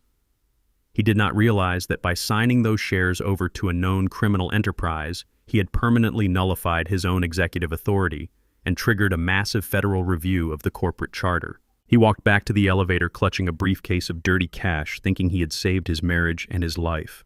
He had just sold his soul to the devil for pennies. While Kendrick was busy handing his entire future over to the Russian mob, Meredith was executing her own final exit strategy. She had absolutely no intention of sinking with the Montgomery Global ship or staying married to a man who had just painted a massive target on his own back. She returned to my former Buckhead estate, moving with the frantic speed of a rat fleeing a burning building. Waiting for her in the grand foyer was Arthur Vance, the senior corporate attorney for her father's ruined company and her secret lover. Arthur had brought a stack of expedited unilateral divorce papers. Meredith did not even bother to read the legal clauses. She grabbed a pen and viciously signed her name, completely severing her legal ties to Kendrick. She was leaving him to face the federal agents, the loan sharks, and the total collapse of his life entirely alone. She marched upstairs to the master suite and pulled a sleek titanium suitcase from the closet. She systematically emptied the hidden wall safe, loading the suitcase with millions of dollars in uncut diamonds, luxury watches, and heavy gold bullion that she had siphoned from the family trust over the past year. She zipped the suitcase shut with a cold, satisfied smile. Arthur stood by the door, nervously checking his watch as she pulled up the encrypted banking application on her phone. She stared lovingly at the digital screen, verifying that the $50 million she had stolen from my offshore retirement fund was resting safely in the Cayman Islands shell company. "We have the cash and we have the assets," she told Arthur, her voice completely devoid of any guilt or human empathy. "Kendrick is currently downstairs dealing with the cartel. By the time he realizes I filed for divorce and emptied the house, we will be touching down in a non-extradition jurisdiction. Let the feds have my father and let the Russians have my pathetic husband. We are taking the money and disappearing." They loaded the heavy titanium suitcase into the trunk of Arthur's sleek black sports car and sped away from the estate. They were driving straight toward a private airstrip on the outskirts of Atlanta, completely convinced they had pulled off the perfect crime. They believed they were untouchable, leaving a trail of destruction in their wake without suffering a single consequence. The private aviation terminal was eerily silent under the dark Atlanta sky. A sleek, chartered Gulfstream jet sat idling on the secluded tarmac, its twin engines emitting a low, powerful whine that signaled an immediate departure. Arthur parked the sports car directly next to the boarding stairs. He popped the trunk and hauled the heavy titanium suitcase out while Meredith stepped onto the tarmac, clutching her designer handbag tightly against her chest. She looked up at the luxurious aircraft, practically tasting the freedom and the stolen wealth waiting for her across the ocean. They hurried toward the illuminated steps, the deafening sound of the jet engines masking their footsteps. As Meredith reached for the metal handrail, a tall figure stepped out from the deep shadows of the aircraft hangar. I walked slowly and deliberately into the bright pool of halogen light illuminating the tarmac, planting myself directly between Meredith and the boarding stairs. I wore a dark tailored overcoat, my hands resting calmly in my pockets. The sudden sight of me caused Meredith to physically recoil. She gasped, stumbling backward and nearly tripping over her expensive heels. Arthur dropped the heavy suitcase onto the concrete with a loud metallic thud, his eyes darting around the empty runway in sheer panic. "Move out of my way!" "Garrison," Meredith hissed, her voice trembling with a mixture of terror and lingering arrogance. "You cannot stop me. I have a legally chartered flight, and if you try to hold me here, I will scream for the airport security. You have absolutely no power over me anymore. My father might be in a holding cell, but I am leaving this miserable city tonight and taking your entire fortune with me." I did not move a single inch. I looked at the frightened, desperate woman standing before me and felt absolutely nothing but cold, supreme clarity. "You are not going anywhere, Meredith," I stated, my voice cutting cleanly through the roar of the jet engines. "Airport security is not going to help you. The pilots sitting in that cockpit are not going to fly you. I chartered this particular jet 3 hours ago under a corporate alias specifically to ensure you had a designated place to arrive." I slowly pulled my right hand from my overcoat pocket. I was holding a thick stack of legal documents bound by a heavy red federal seal. I tossed the papers onto the concrete directly at her feet. "That is a global asset freezing injunction issued directly by the United States Department of the Treasury," I explained, watching her eyes widen in absolute horror. "The $50 million you thought was resting safely in the Cayman Islands is completely locked. I used my original biometric authentication and a federal fraud mandate to permanently freeze the Apex Horizon Shell Company. The international authorities have seized the routing numbers. You cannot transfer a single cent. You cannot withdraw a single dollar. The account is effectively dead." Meredith stared at the documents on the ground, her face turning ghostly pale. She scrambled to pull her phone from her handbag, her fingers shaking violently as she opened her encrypted banking application. The screen that previously displayed $50 million now flashed a harsh red warning code indicating a total federal freeze. "No," she whispered, her voice cracking into a high-pitched wail. "No, this is my money. I earned this." She spun around to Arthur, pointing desperately at the titanium suitcase on the tarmac. "Grab the diamonds, Arthur. Grab the bags and let us run. We can still get out of here." Arthur took one look at me and then looked at the sleek black SUVs that were suddenly rolling out of the darkness surrounding the runway. Federal agents stepped out of the vehicles, their badges gleaming in the harsh tarmac lights. Arthur slowly raised his hands, backing away from Meredith and the suitcase. He was abandoning her just as quickly as she had abandoned Kendrick. Meredith stood completely alone on the cold concrete. Her father was in prison. Her husband was sold to the mob. Her lover had surrendered. The stolen billions were gone. She clutched her empty handbag, screaming into the night air, having been stripped of absolutely everything. Meredith watched in sheer terror as federal agents confiscated the titanium suitcase and placed her lover Arthur Vance in heavy steel handcuffs. By a narrow stroke of legal bureaucracy, the agents on the tarmac were executing a financial injunction and a targeted arrest warrant for the corporate attorney. They did not have an immediate physical mandate to detain Meredith at that exact second. Left standing alone on the cold concrete runway, stripped of her stolen millions and her escape route, her survival instincts kicked into overdrive. She realized she had only one desperate play left on the board. She had to return to the husband she had just tried to abandon and bleed him for whatever was left. Meredith scrambled back to the Buckhead estate, arriving just as Kendrick walked through the front door, battered and bruised from his terrifying encounter with the Russian syndicate. He was clutching a small briefcase of dirty cash, looking like a hollow, haunted man. Meredith instantly morphed back into the devoted, loyal wife. She smoothly ignored the unilateral divorce papers sitting on the foyer table, sliding them out of sight. She threw her arms around Kendrick, weeping synthetic theatrical tears. She told him a masterful lie, claiming Arthur had tried to abduct her and steal their assets, but she had bravely fought him off to return to her true love. Kendrick, shattered by fear and desperate for any shred of loyalty, swallowed her toxic deception without a single question.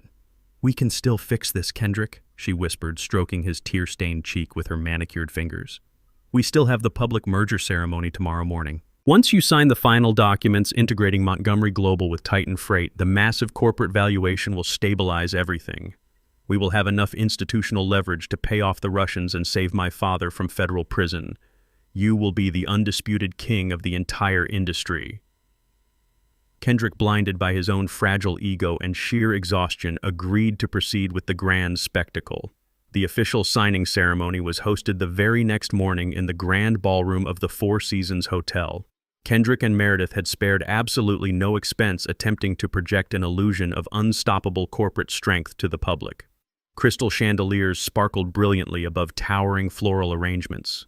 An army of waitstaff served premium caviar and champagne to a room packed tightly with media personnel, investment bankers, and industry vultures.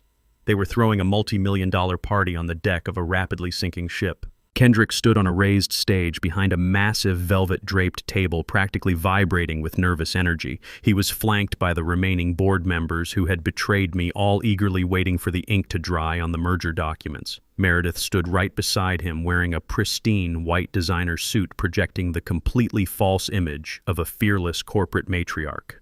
The crowd murmured in heavy anticipation as the final legal binders were brought to the table. Suddenly, the heavy double doors at the back of the ballroom swung wide open with a resounding crash. The ambient chatter of the crowd instantly died, falling into a completely stunned, breathless silence. I walked into the room wearing a sharp-tailored charcoal suit, moving with the slow, deliberate stride of a man who owned the very air he breathed. But I was not walking alone. Flanking me like an impenetrable wall of corporate royalty were the 18 chief executive officers who had walked out of the boardroom days ago. The most powerful men and women in the North American supply chain industry marched right behind me in absolute lockstep.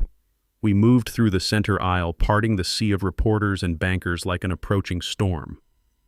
Kendrick's chest puffed out as he watched me approach the stage. His profound ignorance completely shielded him from the lethal reality of the situation. He looked down at me with a sickeningly smug smile, genuinely believing I had come to witness his ultimate triumph. He thought bringing the 18 executives was my pathetic attempt to surrender publicly and beg for a seat at his newly constructed table. "You finally decided to show up," Dad Kendrick announced, his voice echoing loudly through the microphone for the entire press corps to hear. "It is good of you to come and witness the future. I am glad you brought your friends to see how a real executive handles a multi-billion-dollar expansion." I stopped right at the edge of the stage, looking up at my son with eyes completely devoid of emotion. The 18 executives stood silently behind me, folding their arms in perfect unison. I did not offer Kendrick a single word of congratulations. I did not display a fraction of an ounce of anger. I simply gestured toward the thick, leather-bound merger documents resting on the velvet table. "Do not let me interrupt your historic moment, Kendrick," I said, my voice perfectly calm, carrying effortlessly across the silent ballroom. "Please proceed with the integration." Kendrick sneered, picking up a heavy gold-plated fountain pen.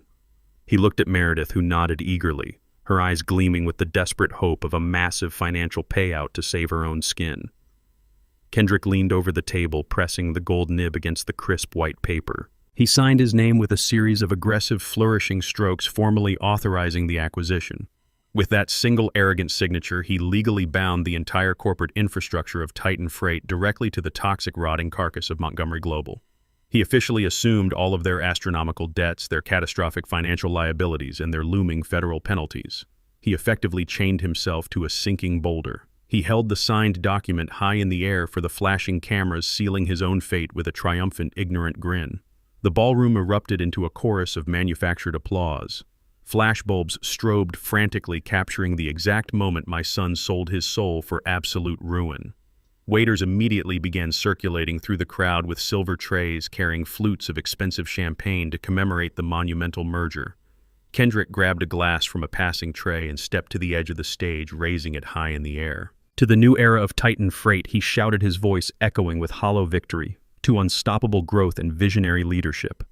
Meredith raised her glass beside him, a look of profound relief washing over her face as she finally believed she had successfully secured her golden parachute.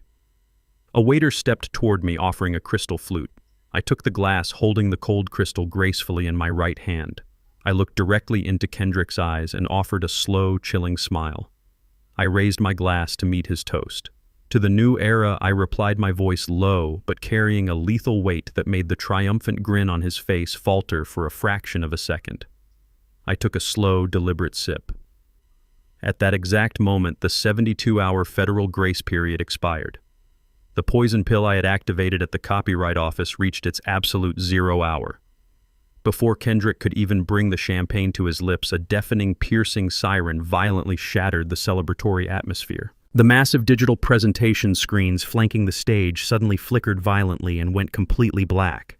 An instant later, they flashed back to life, glaring with a harsh, blinding red light. A massive system failure warning covered every single monitor in the ballroom. The synchronized emergency alarms from the smartphones of every board member, investor, and media personnel in the room began blaring simultaneously, creating a chaotic symphony of digital panic. The core logistical algorithm of Titan Freight had just forcefully ejected itself from the corporate mainframe. The heartbeat of the empire was gone. The exact millisecond the 72-hour federal grace period expired, the entire North American supply chain experienced a catastrophic digital heart attack. Inside the grand ballroom of the Four Seasons, the massive presentation monitors behind Kendrick morphed from triumphant corporate logos into glaring walls of fatal error codes. But the destruction was not confined to that room. Across the entire country, the proprietary logistical algorithm I had written 3 decades ago completely detached itself from the Titan Freight mainframe. It aggressively purged its own source code from the cloud servers, leaving behind absolutely nothing but empty digital folders. In Seattle, automated distribution centers ground to a violent metallic halt as sorting robots instantly lost their routing commands. In Chicago, thousands of long-haul delivery trucks saw their digital navigation dashboards simultaneously go pitch black, severing their connection to the dispatch grid. The entire $3 billion infrastructure was instantly paralyzed. I stood at the edge of the stage, holding my crystal champagne flute, watching the color drain entirely from my son's face. He dropped his glass. It shattered against the polished stage, but the sound was completely drowned out by the chaotic symphony of blaring cell phone alarms from every investment banker and media reporter in the room.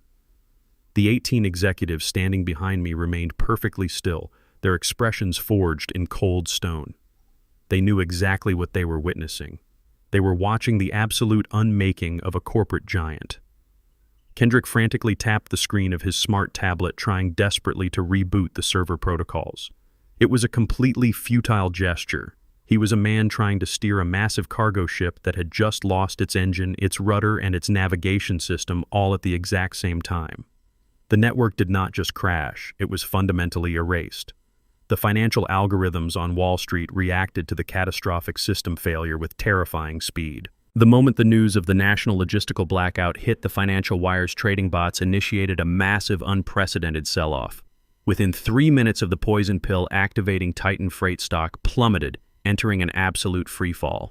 The valuation evaporated by a staggering 80%, wiping billions of dollars of theoretical wealth off the ledger in the blink of an eye. The devastating brilliance of my strategy was entirely anchored in the document my son had just proudly signed. By finalizing the merger, Kendrick had legally fused Titan Freight with Montgomery Global. He had intended to use Titan to absorb Montgomery's debts. Instead, he had just chained a multi-billion-dollar hollow shell to an already sinking criminal enterprise. Titan Freight was now functionally worthless, possessing massive operational liabilities and absolutely no software to generate revenue. Because of the signature sitting drying on the velvet table, Montgomery Global was instantly legally responsible for every single cent of that newly acquired debt. Standing just off to the side of the stage was Richard Montgomery. He had managed to post an astronomical federal bail early this morning specifically to attend this ceremony, believing this merger would provide the ultimate financial shield against his pending money laundering charges. As the reporters frantically shouted into their phones and the stock tickers on the ballroom screens bled an aggressive downward red, the sheer magnitude of his absolute ruin finally hit him. He was no longer just facing federal prison. He had just absorbed billions in unpayable corporate debt. Richard clutched his chest, his face turning a sickening shade of gray. He gasped for air that his lungs refused to process. He blindly grabbed the edge of a velvet-draped table, trying to steady himself, but his legs buckled entirely. He pulled the heavy fabric down with him, sending crystal glasses and silver platters crashing to the floor as he collapsed violently. Paramedics were immediately screamed for, but the panic in the room had already reached an uncontrollable fever pitch. He was having a massive cardiovascular event brought on by the sudden realization that his legacy was entirely eradicated. The chaos in the ballroom was about to escalate from a financial disaster to a terrifying physical threat. The heavy oak doors at the rear of the hall that my executives and I had entered through were suddenly violently kicked open. The heavy wood splintered against the wall. A dozen massive men wearing dark tactical jackets poured into the room, shoving past the panicked reporters and screaming socialites. They callously tossed cocktail tables out of their way, marching with lethal intent. It was the Petrov Syndicate. The Russian black market enforcers had just watched the news on their phones. They realized the physical stock certificates Kendrick had desperately handed them in the lobby hours ago to cover his $20 million debt were now completely worthless pieces of paper. They had been scammed, and they had come to collect their pound of flesh in front of the entire city. The lead enforcer, a giant of a man with cold, dead eyes, locked his gaze directly onto Kendrick standing paralyzed on the stage. He shoved a prominent investment banker out of his way and marched purposefully down the center aisle. Kendrick let out a pathetic, high-pitched whimper. The sheer terror of his impending reality completely shattered whatever fragile masculinity he had left. He abandoned his post at the podium, scrambling backward across the stage. He frantically grabbed the sleeves of Meredith's pristine white designer suit, attempting to hide his trembling body behind his wife. He clutched her arm like a terrified child seeking a human shield against the approaching violence. "Save me, Meredith," he begged, his voice cracking into a pathetic, wet sob. "Tell them we will pay them back. Tell them about your offshore accounts. You have to stop them." Meredith looked down at the pathetic, shivering man cowering behind her. She looked at the approaching Russian mobsters, the crashing stock market figures on the giant screens, and the unconscious body of her father receiving chest compressions on the floor. She realized in one crystallized moment of absolute clarity that her entire grand deception had completely failed. There was no golden parachute, there was no offshore escape fund. She was trapped on a sinking ship, and the man holding onto her ankles was pulling her down faster into the abyss. A look of pure, concentrated venom contorted her features. She violently yanked her arm out of Kendrick's desperate grasp, tearing the expensive fabric of her own jacket in the process. She turned to face him, raising her right hand high into the air. She delivered a vicious, open-handed slap directly across Kendrick's face. The sharp, resounding crack echoed through the microphone on the podium, amplifying his ultimate public humiliation for everyone to hear. "You pathetic, useless fool!" Meredith screamed, her voice tearing through the chaotic ballroom with shrill, absolute hatred. "You ruined everything. You handed away your entire company for nothing. I should have left you to rot the second I realized you were just a weak, ignorant shadow of your father." She pointed a shaking, manicured finger at his face, completely abandoning any pretense of marital loyalty in front of the entire flashing press corps. "You are an absolute failure, Kendrick. You have absolutely nothing left, and I am completely done with you. I hope they tear you apart."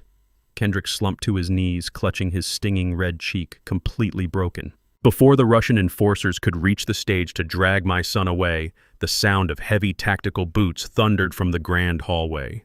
Flashing red and blue lights illuminated the massive hotel windows, casting frantic, spinning shadows across the ceiling. Sirens wailed deafeningly from every direction, entirely drowning out the shouts of the crowd. Dozens of heavily armed riot police and federal tactical units swarmed the ballroom with their weapons drawn, sealing every single exit. The doors slammed shut, locking everyone inside. The steel trap I had spent weeks building was finally permanently closed. The heavily armed tactical units formed an impenetrable wall of ballistic shields across the ballroom floor. They aimed their service rifles directly at the Petrov Syndicate enforcers, forcing the massive Russian mobsters to drop their weapons and immediately drop to their knees. The imminent threat of physical violence was temporarily neutralized, But the true terror for my son was just beginning. Kendrick was completely stranded on the raised stage. He looked at his wife, who was backing away from him like he was a diseased animal. He looked at the flashing red monitors signaling the absolute death of his stolen empire. And then he finally looked up at me. The arrogant swagger, the tailored suit, the unearned title of chief executive officer, all of it evaporated instantly into the cold hotel air. He collapsed entirely, dropping onto his hands and knees on the polished hardwood stage. He crawled across the floor, pulling himself toward my polished shoes like a beaten dog. "Dad." He choked out his voice, a pathetic, raspy whine that echoed through the microphone still resting on the podium. "Dad, you have to save me. Please turn the servers back on. You can have the company back. You can have it all. Just type in your administrative code and bring the network back online. If the stock hits zero, I am a dead man. The federal agents will lock me away forever, and the Russians will kill me before I even reach a prison cell. I am your son. You cannot let them do this to me." He pressed his forehead directly against the floorboards, practically kissing the tips of my shoes. He was openly groveling in front of the 18 most powerful executives in the country, in front of the flashing cameras of the financial press and the armed riot police. The complete humiliation was absolute and inescapable. I looked down at the shivering, weeping mess of a man cowering at my feet. I felt absolutely no pity. The love I once harbored for him had been systematically dismantled by his own treachery, burned away in the fiery wreckage of Evelyn's car and buried under the forged documents he used to desecrate his mother's memory.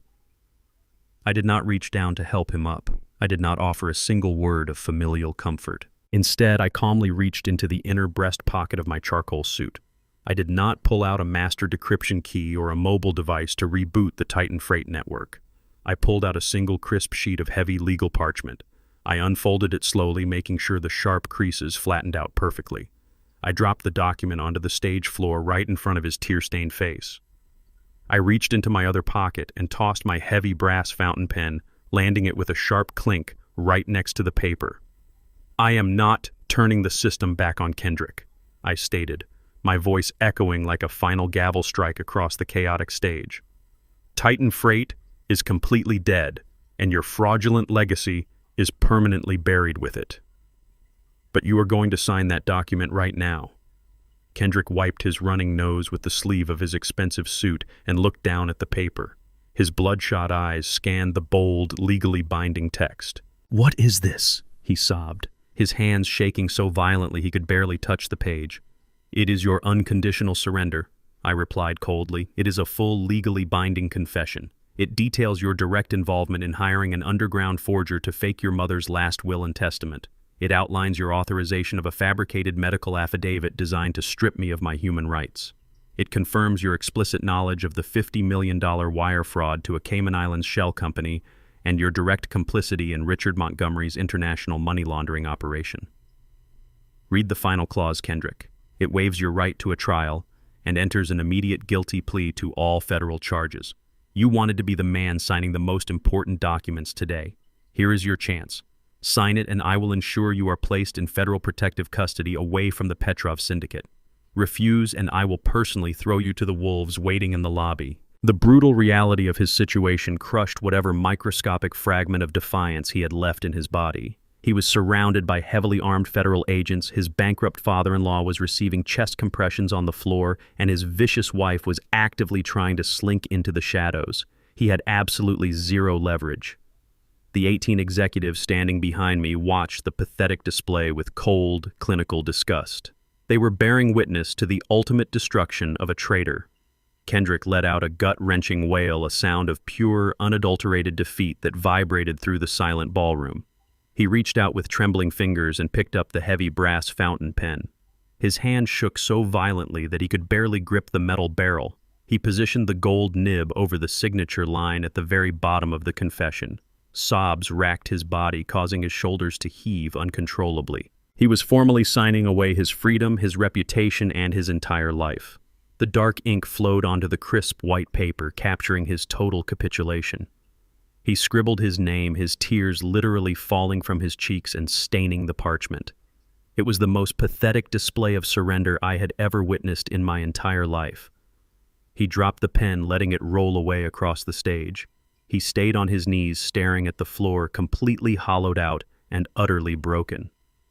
I leaned down and retrieved the signed confession, sliding it safely back into my breast pocket. The ink was barely dry before the final phase of my strategy materialized perfectly.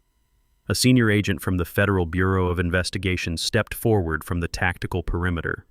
He wore a dark windbreaker with the agency letters printed boldly across the back. He did not approach me to ask for a statement or clarify the situation. He marched directly past me and stood towering over my kneeling son. Kendrick Cole, the federal agent, barked, his voice cutting sharply through the remaining noise in the ballroom.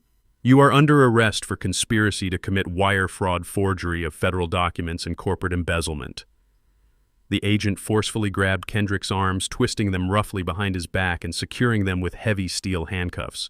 The sharp click of the locking mechanism signaled the permanent end of his freedom. Across the stage, 2 other federal agents intercepted Meredith just as she tried to slip through a side exit toward the service elevators. She shrieked wildly, thrashing her arms and demanding to call her lawyer. Meredith Cole, you are under arrest for conspiracy to commit murder, money laundering, and domestic terrorism, an agent stated firmly, completely ignoring her violent protests. They slammed her against the velvet-draped wall, clamping the steel cuffs tightly around her delicate wrists. She looked entirely deranged, her pristine white suit torn, and her expensive makeup ruined by tears of pure, furious rage. Down on the ballroom floor, paramedics were actively stabilizing Richard Montgomery on a medical gurney, but a federal marshal stood firmly by his side. Richard Montgomery, you are under federal custody for grand larceny and international money laundering, the marshal announced to the barely conscious man strapped to the bed. The grand acquisition ceremony had perfectly transformed into a mass federal arrest. The flashing cameras of the financial press were no longer capturing a historic corporate merger. They were documenting the most spectacular and devastating corporate downfall in American history. The steel trap had closed completely around the entire family, and I stood on the stage watching them being dragged away into the flashing red and blue lights of absolute ruin. The air inside the federal courthouse in downtown Atlanta was thick and suffocating. The polished mahogany walls and cold marble floors felt like a massive tomb designed specifically to bury the arrogant. I sat perfectly still in the front row of the gallery wearing a sharply tailored navy suit, watching the pathetic final act of this corporate tragedy unfold. Kendrick sat at the defense table looking entirely hollowed out, completely stripped of his unearned pride and fake swagger.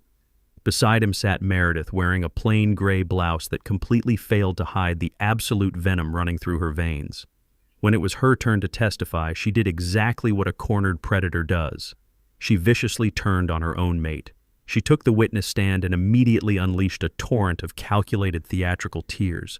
She looked directly at the jury and painted herself as a terrified, abused wife completely subjugated by a tyrannical husband. She claimed Kendrick orchestrated the entire corporate takeover, the forged medical documents, and the massive wire fraud all on his own.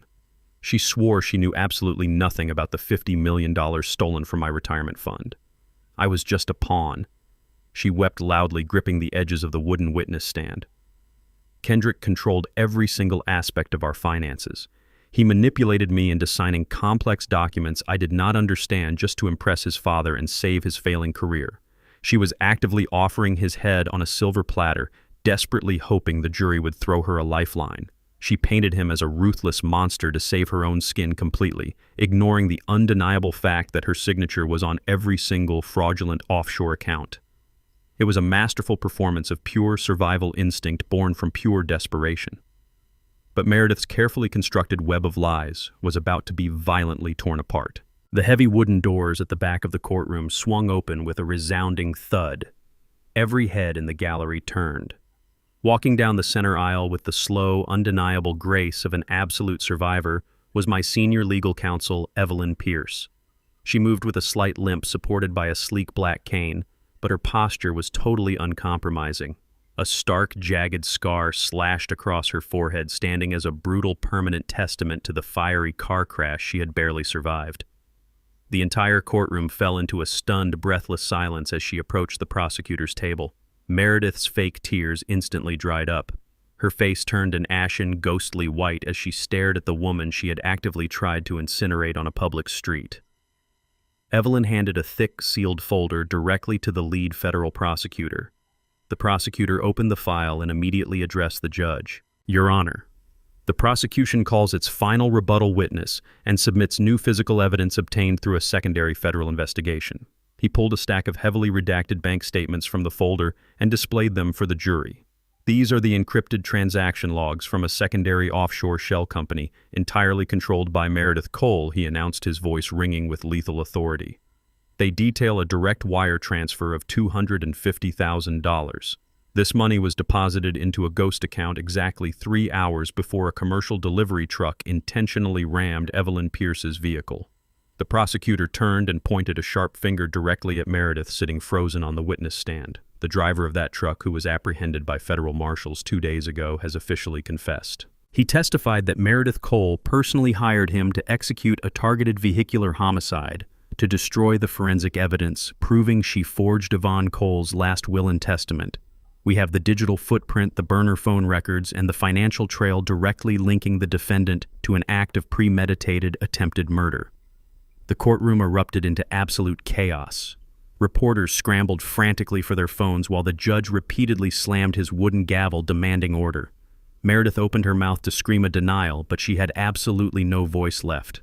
The undeniable proof of her immense brutality was resting right in front of the judge. She had tried to kill a brilliant attorney to cover up her greed, and the fire she set had just come back to consume her completely.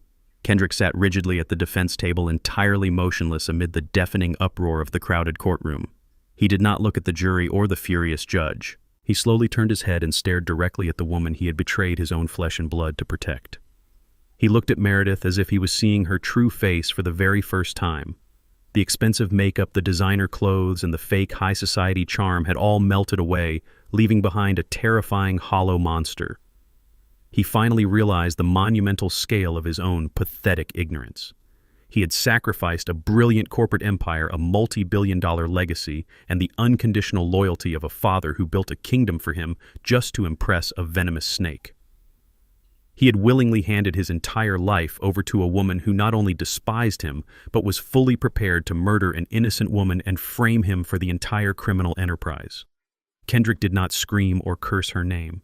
He just stared at her with dead, empty eyes. The absolute crushing weight of his betrayal finally broke his spirit entirely. He had completely destroyed his own universe for a mirage. He knew there was no redemption left for him. He was completely alone, surrounded by the wreckage of his own monumental stupidity. He slowly turned his gaze away from his vicious wife and looked across the gallery, finding my eyes in the crowd. I gave him nothing. No pity, no anger, no forgiveness. He lowered his head, staring down at his handcuffed wrists, silently accepting the absolute ruin he had actively engineered. "Order in this court," the judge bellowed, slamming his heavy wooden gavel repeatedly against the sound block until the chaotic room finally fell completely silent. He glared down at the defense table with absolute judicial disgust. The sheer magnitude of the greed and malicious violence displayed in this courtroom is entirely unprecedented. You sought to dismantle a highly successful enterprise, defraud federal institutions, and execute a calculated murder solely to satisfy your own parasitic ambitions. The judge adjusted his glasses, his voice echoing with absolute finality. "Kendrick Cole, for your direct role in corporate embezzlement, wire fraud, and the facilitation of forged federal documents, I sentence you to 15 years in a federal penitentiary without the possibility of early parole." Kendrick did not even flinch. He simply closed his eyes, accepting his fate. The judge then turned his cold gaze toward the woman trembling violently on the witness stand and the broken man seated behind her. "Meredith Cole and Richard Montgomery, for your roles in orchestrating an international money laundering syndicate conspiracy to commit wire fraud and the premeditated attempted murder of a federal officer of the court, I sentence you both to 25 years in a maximum security federal facility." The swift, sharp, metallic click of heavy steel handcuffs tightening around their wrists rang out loudly, cutting through the absolute silence of the room. Federal marshals immediately surrounded the defendants, hauling them aggressively to their feet. Meredith shrieked frantically, fighting against the guards as they dragged her away from the stand. Richard Montgomery simply slumped in his wheelchair, looking completely defeated. I stood up from my seat in the gallery, adjusting my jacket as the marshals escorted my former family through the heavy side doors. They were disappearing into a dark, concrete reality they would not escape for decades. The legal war was officially won. But my work was not entirely finished. I walked out of the courthouse and stepped into the bright Atlanta sun, ready to take back the very stones of the foundation they had tried to steal. The heavy gray clouds over Atlanta finally broke, unleashing a violent torrential downpour as my town car pulled up to the imposing wrought iron gates of my Buckhead estate. The federal sentencing had successfully concluded, but I still had one final piece of trash to aggressively remove from my property. I stepped out of the vehicle, letting the freezing rain hit my face. The electronic keypad was still locked with the code Kendrick had changed, but that no longer mattered to me. I looked through the thick iron bars and saw the heavy front doors of my home swing wide open. Stepping out onto the covered portico was Richard Montgomery's wife, Meredith's mother. She was wearing a plush cashmere sweater, holding a crystal glass of my expensive bourbon, and looking entirely too comfortable in a house she did not earn. When she saw me standing in the pouring rain, her face twisted into a mask of pure aristocratic entitlement. "What on earth are you doing here, Garrison?" she shrieked, her shrill voice barely cutting through the sound of the fierce storm. My husband and daughter might be dealing with a temporary legal misunderstanding, but Kendrick gave us the legal right to manage this property. You are trespassing on private land. I am calling the police right now to have you arrested. She actually believed her own delusion. Even with her family completely dismantled and facing decades in a federal penitentiary, this ignorant woman clung to the pathetic illusion of her stolen status. She stood on the porch of the house I built from the ground up, sipping my liquor and demanding I leave my own land. I did not respond to her frantic shrieking. I did not attempt to reason with a woman actively drowning in her own manufactured reality. I simply raised my right hand and gave a sharp downward flick of my wrist. The deep rumbling sound of a massive diesel engine roared to life behind my town car. A heavy industrial excavator, painted in bright yellow construction colors, rolled forward on its massive steel tracks, grinding against the pavement. It bypassed the security keypad entirely. The massive steel bucket raised high into the air and slammed directly into the center of the wrought iron gates. The expensive electronic lock shattered instantly into a dozen pieces. The heavy metal doors were violently ripped from their stone hinges, crashing onto the paved driveway with a deafening metallic shriek. The pathway to my home was officially completely open. The woman on the porch dropped her crystal glass, shattering it across the stone tiles. She screamed in sheer terror as the heavy machinery forcefully cleared the path. Behind the excavator, 2 black tactical SUVs rolled smoothly onto the property. 6 of my private security contractors stepped out into the pouring rain. They marched directly past the demolished gates and up the stone steps, completely ignoring the hysterical woman. "Get out of my house!" she screamed, swatting wildly at the guards as they easily bypassed her and entered the mansion. Less than 5 minutes later, my security team emerged. They carried 4 massive designer suitcases packed haphazardly with her belongings. They did not gently place the luggage on the porch. They marched straight down the driveway to the very edge of the property line. With a synchronized heave, they launched the expensive suitcases directly into the flooded street gutter. The bags hit the deep puddles, soaking the designer fabric in filthy rainwater. The guards then returned to the porch and firmly grabbed the woman by her arms, physically escorting her off the premises. She kicked and wailed, demanding to call her lawyers, threatening to sue me for every penny I had. I stood in the rain, watching her stumble into the muddy street, her cashmere sweater soaked and completely ruined. "You do not have any lawyers left," I stated, my voice perfectly calm over the storm. "You do not have a company, you do not have a daughter, and you certainly do not have my house. Get off my sidewalk before I have you arrested for criminal trespassing." She fell to her knees in the flooded street, sobbing uncontrollably as the absolute reality of her complete destitution finally set in.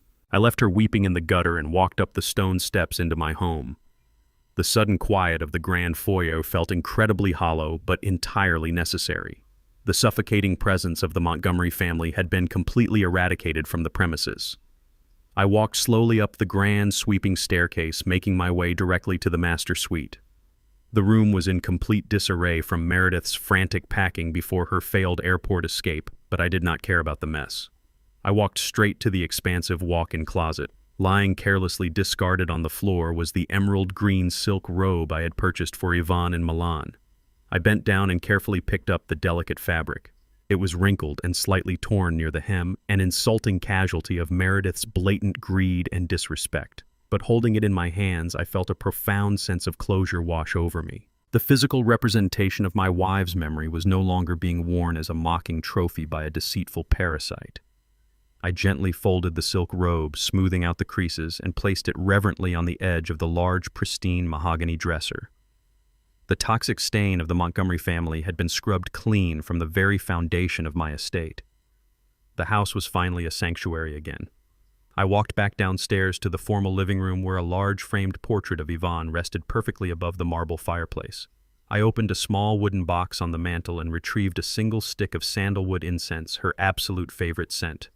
I struck a match, watching the flame flare brightly before settling into a steady, glowing ember. I blew it out gently, letting the fragrant white smoke rise in a slow, twisting spiral toward the high ceiling.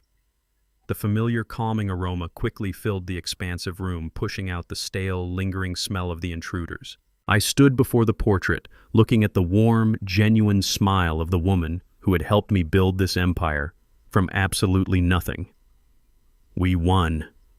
I whispered into the quiet room, the heavy burden of the past few weeks finally lifting from my tired shoulders. The sanctity of her memory had been fiercely protected, and the people who tried to destroy it were locked away in concrete cells for the rest of their natural lives. Just as the incense smoke began to dissipate, my encrypted mobile phone vibrated sharply in my pocket. I pulled it out and looked at the glowing screen. It was an urgent priority alert from Evelyn Pierce sent directly from her hospital bed. The message was short, but carried the ultimate finality of our corporate war. Montgomery Global just officially filed for Chapter 7 bankruptcy liquidation. The federal asset freeze combined with the massive logistical debt from the failed Titan Freight merger completely crushed their operational liquidity.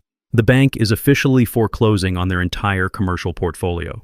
The board of directors is liquidating every single physical asset tomorrow morning at a public auction to pay off their remaining federal fines.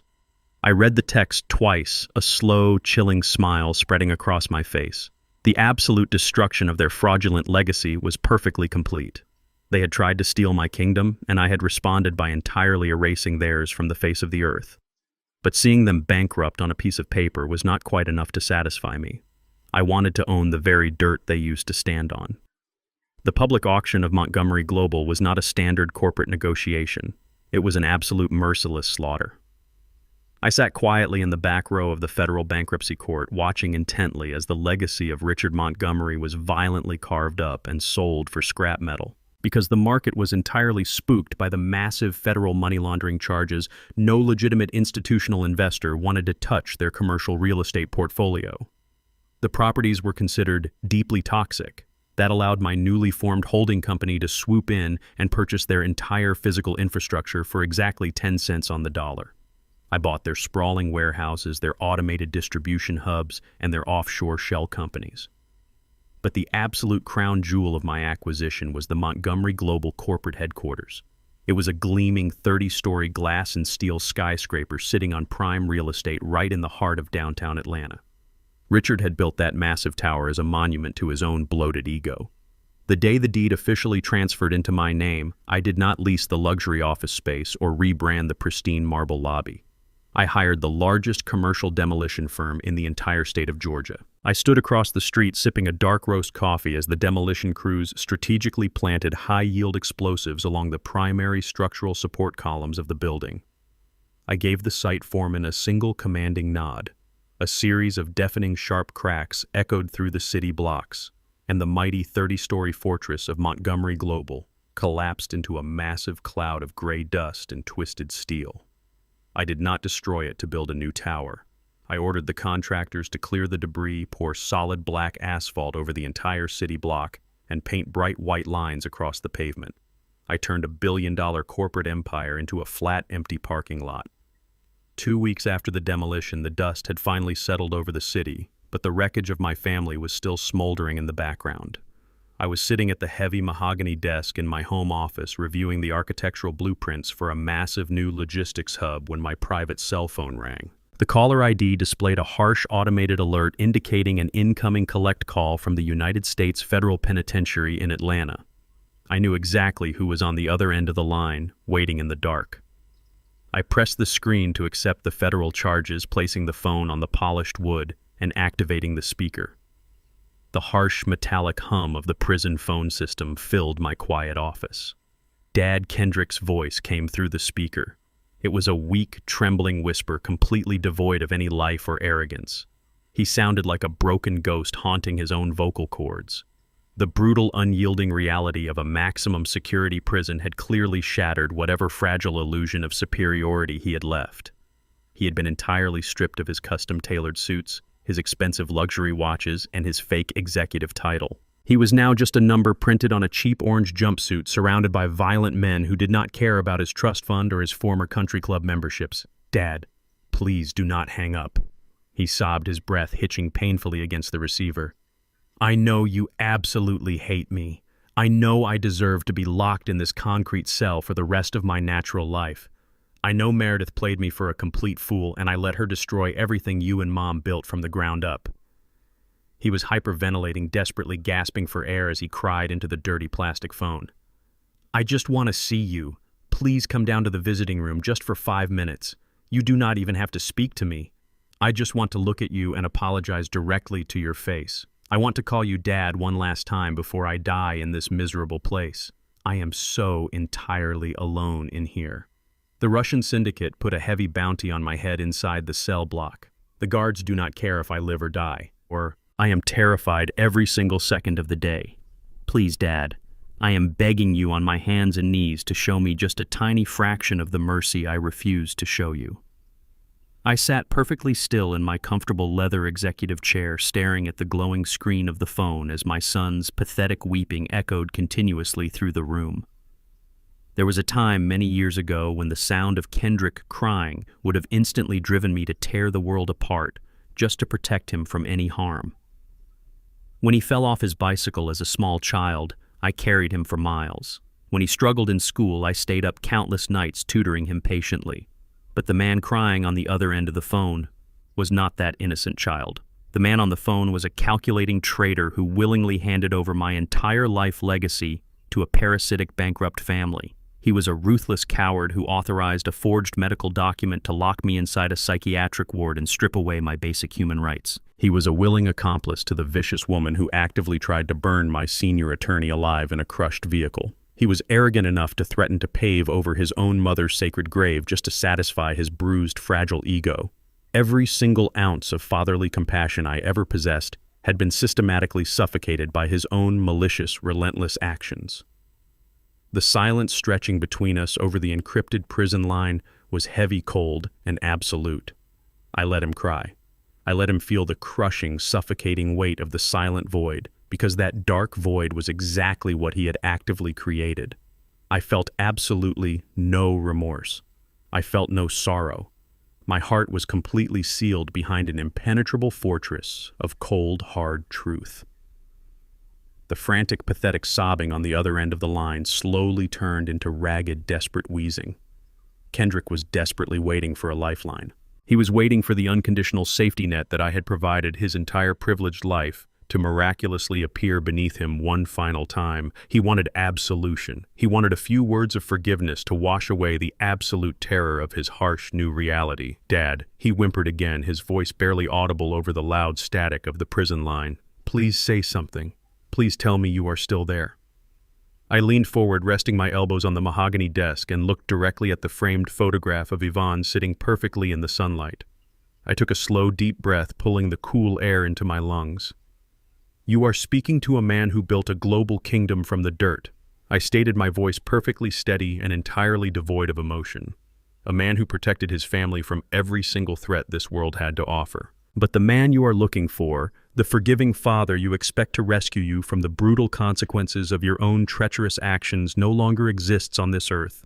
You murdered him the day you walked into my corporate boardroom and tried to steal my life." Kendrick's breathing stopped entirely. He realized in that agonizing frozen second that there was absolutely no redemption waiting for him. "I do not have a son," I said, the heavy words falling like solid iron blocks sealing his concrete tomb forever. "You are simply a federal prisoner serving a harsh sentence you entirely earned. Goodbye, Kendrick." I tapped the red icon on the screen, instantly severing the connection and cutting off his final terrified gasp. I did not hesitate for a second. I immediately dialed the direct administrative line for the warden of the federal penitentiary using a private priority contact number I had secured through my legal team. The warden answered promptly, recognizing my name. Warden. I said, my tone absolute and unyielding. Inmate Kendrick Cole just utilized his phone privileges to contact my private residence. I am formally requesting a permanent communication block. Restrict his access to my phone numbers, my corporate lines, and my physical mailing addresses. I never want to hear his voice or see his name cross my desk for as long as I live. The warden confirmed the permanent block immediately. I set the phone down and closed my eyes, letting the absolute silence of my home wash over me. The past was finally completely buried. The morning sun broke brilliantly over the private aviation terminal at Hartsfield-Jackson Atlanta International Airport. I stood inside a massive state-of-the-art aircraft hangar that had been completely transformed into a global press arena. The space was packed shoulder to shoulder with hundreds of financial journalists, international broadcasters, and elite market analysts. Their cameras flashed relentlessly, creating a blinding strobe effect that bounced off the polished concrete floor. Behind me, parked perfectly on the tarmac, was a sleek, brand-new Gulfstream jet. I stepped up to the acrylic podium wearing a bespoke navy blue suit that fit like a suit of armor. I did not stand alone. Flanking me in a rigid, unified line were the 18 most powerful chief executive officers in the North American supply chain industry. The exact same men and women who had walked out of the Titan Freight boardroom with me just weeks ago were now standing firmly at my back. They formed an impenetrable wall of corporate royalty projecting absolute unified dominance. I looked out over the sea of hungry reporters and simply raised my right hand. The deafening roar of the press corps instantly died down into a sharp, breathless silence. They were looking at a man who had just orchestrated the most spectacular corporate dismantling in modern American history, and they were desperate for my next move. I lowered my hand and gripped the edges of the podium, feeling the solid weight of the moment.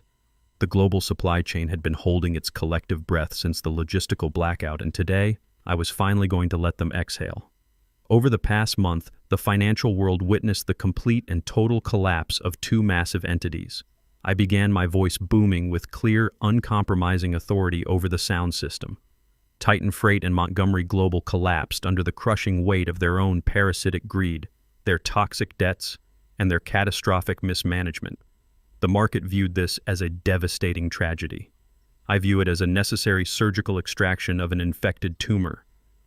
The journalists frantically typed on their devices, capturing every single word. The global infrastructure requires a flawless engine to survive, I continued. You have all seen what happens when that engine is abruptly removed. Supply chains paralyze, economies bleed, and entire industries grind to an absolute halt. I built that engine 30 years ago with my own two hands, and I legally reclaimed it to prevent criminals from driving it into the ground. Today, I am returning that engine to the global market, but under entirely new conditions. I gestured to the 18 executives standing behind me. Together with the esteemed leaders standing at my back, I am officially announcing the formation of a new sovereign superconglomerate. We are launching Vance & Cole Logistics. The name Vance is a permanent tribute to a brilliant fallen ally, and Cole honors the unbreakable spirit of my late wife Yvonne. The flashing cameras erupted again in a frenzied frenzy. I raised my voice to cut through the noise. Titan Freight is dead. Montgomery Global is buried under an asphalt parking lot. Vance & Cole Logistics will seamlessly absorb their abandoned market share by midnight tonight. The proprietary algorithm that runs this network is back online, vastly upgraded, and entirely under my sole unyielding ownership. I am no longer licensing my intellect to a board of directors. I am the board. We are establishing an absolute monopoly built on unparalleled efficiency, ruthless precision, and total transparency. The age of fraudulent corporate raiders is officially over. A new apex predator has entered the ecosystem, and we are taking absolute control of the global grid. The executives behind me nodded in perfect synchronization, signaling to the world that the industry had a new undisputed king. The power dynamic of the entire global economy had just been violently and permanently rewritten on my exact terms. I opened the floor for a brief question and answer session. The press corps erupted into a chaotic shouting match with dozens of reporters desperately vying for my attention. I pointed a steady finger at a young, ambitious financial journalist standing in the front row. He adjusted his glasses, gripping his microphone tightly, and looked up at me with a challenging, almost insolent gaze. Mr. Cole, the journalist, shouted, his voice echoing through the massive hangar. You are 69 years old. In the span of a single month, you have systematically dismantled your own former company and overseen the federal incarceration of your only son and your daughter-in-law. You actively destroyed your own flesh and blood to save your business. With your family completely locked away and your age advancing rapidly, are you not too old to rebuild an empire of this magnitude from scratch? Does the brutal betrayal of your own bloodline not leave you completely isolated and vulnerable in this highly aggressive market? A collective gasp rippled through the crowded room. It was a deeply personal, highly aggressive question designed to strike a raw nerve. The reporters held their breath, waiting for me to explode with anger or crumble under the emotional weight of his sharp inquiry. The executives behind me stiffened, clearly offended by the sheer audacity of the young man. I did not break eye contact with the reporter. I did not display a single ounce of vulnerability or offense. I absorbed the sharp edges of his question, allowing the heavy silence to stretch across the room for several long, calculated seconds. I wanted every single camera in the building focused entirely on my face. I stood completely still at the podium, projecting a terrifying cold calm. I slowly raised my hands and smoothly adjusted the knot of my silk tie, making sure every aspect of my appearance was perfectly immaculate. I leaned slightly forward, bringing my face closer to the microphone, and locked my eyes directly onto the primary broadcast camera lens, piercing straight through the glass to the millions watching around the world. Age is not a vulnerability, young man, I stated, my voice resonating with deep, lethal gravity. Age is a highly sharpened weapon forged in the fires of survival. I built a multi-billion-dollar kingdom from the dirt of South Atlanta. I survived economic crashes, corporate wars, and the loss of the only woman I ever truly loved. You ask if I feel isolated because I share no blood with the people around me. Blood is nothing but a biological accident. Loyalty, respect, and absolute competence are the true currencies of a lasting empire. The room was so quiet you could hear the distant hum of jet engines on the runway. I did not destroy my family, I said, delivering the final devastating blow with absolute chilling clarity. I just buried the parasites. Now my life truly begins. I did not wait for another question. I stepped away from the acrylic podium, turning my back entirely on the stunned, breathless press corps. The 18 powerful executives immediately parted down the middle, creating a wide, clear path for me. I walked with steady, unwavering strides toward the gleaming black Gulfstream jet waiting on the tarmac. The new sleek silver Vance & Cole logo shined brilliantly on the tail fin. I climbed the boarding stairs with the effortless strength of a man completely unburdened by his past. A flight attendant waiting at the cabin door respectfully handed me a crystal glass of premium bourbon. I took the glass, stepped into the luxurious cabin, and did not look back at the cameras or the crowd even once. The heavy aircraft door sealed shut with a firm hydraulic hiss. The massive twin engines roared to life, shaking the very ground beneath them as the jet taxied toward the runway to conquer the world.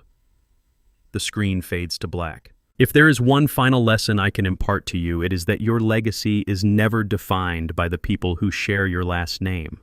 It is defined by the fire you keep inside your own chest. People will constantly try to use your love as a weakness and your advancing age as an excuse to steal the things they did not sweat for. Never hand over the keys to your kingdom out of blind obligation. Real loyalty is earned through mutual respect and absolute competence, not assumed by a biological birthright. Protect your foundation fiercely, and never be afraid to burn down a toxic bridge to light your own way forward. If you enjoyed my story of absolute corporate justice, please hit the like button, subscribe to the channel, and let me know in the comments how you would have handled such a monumental betrayal.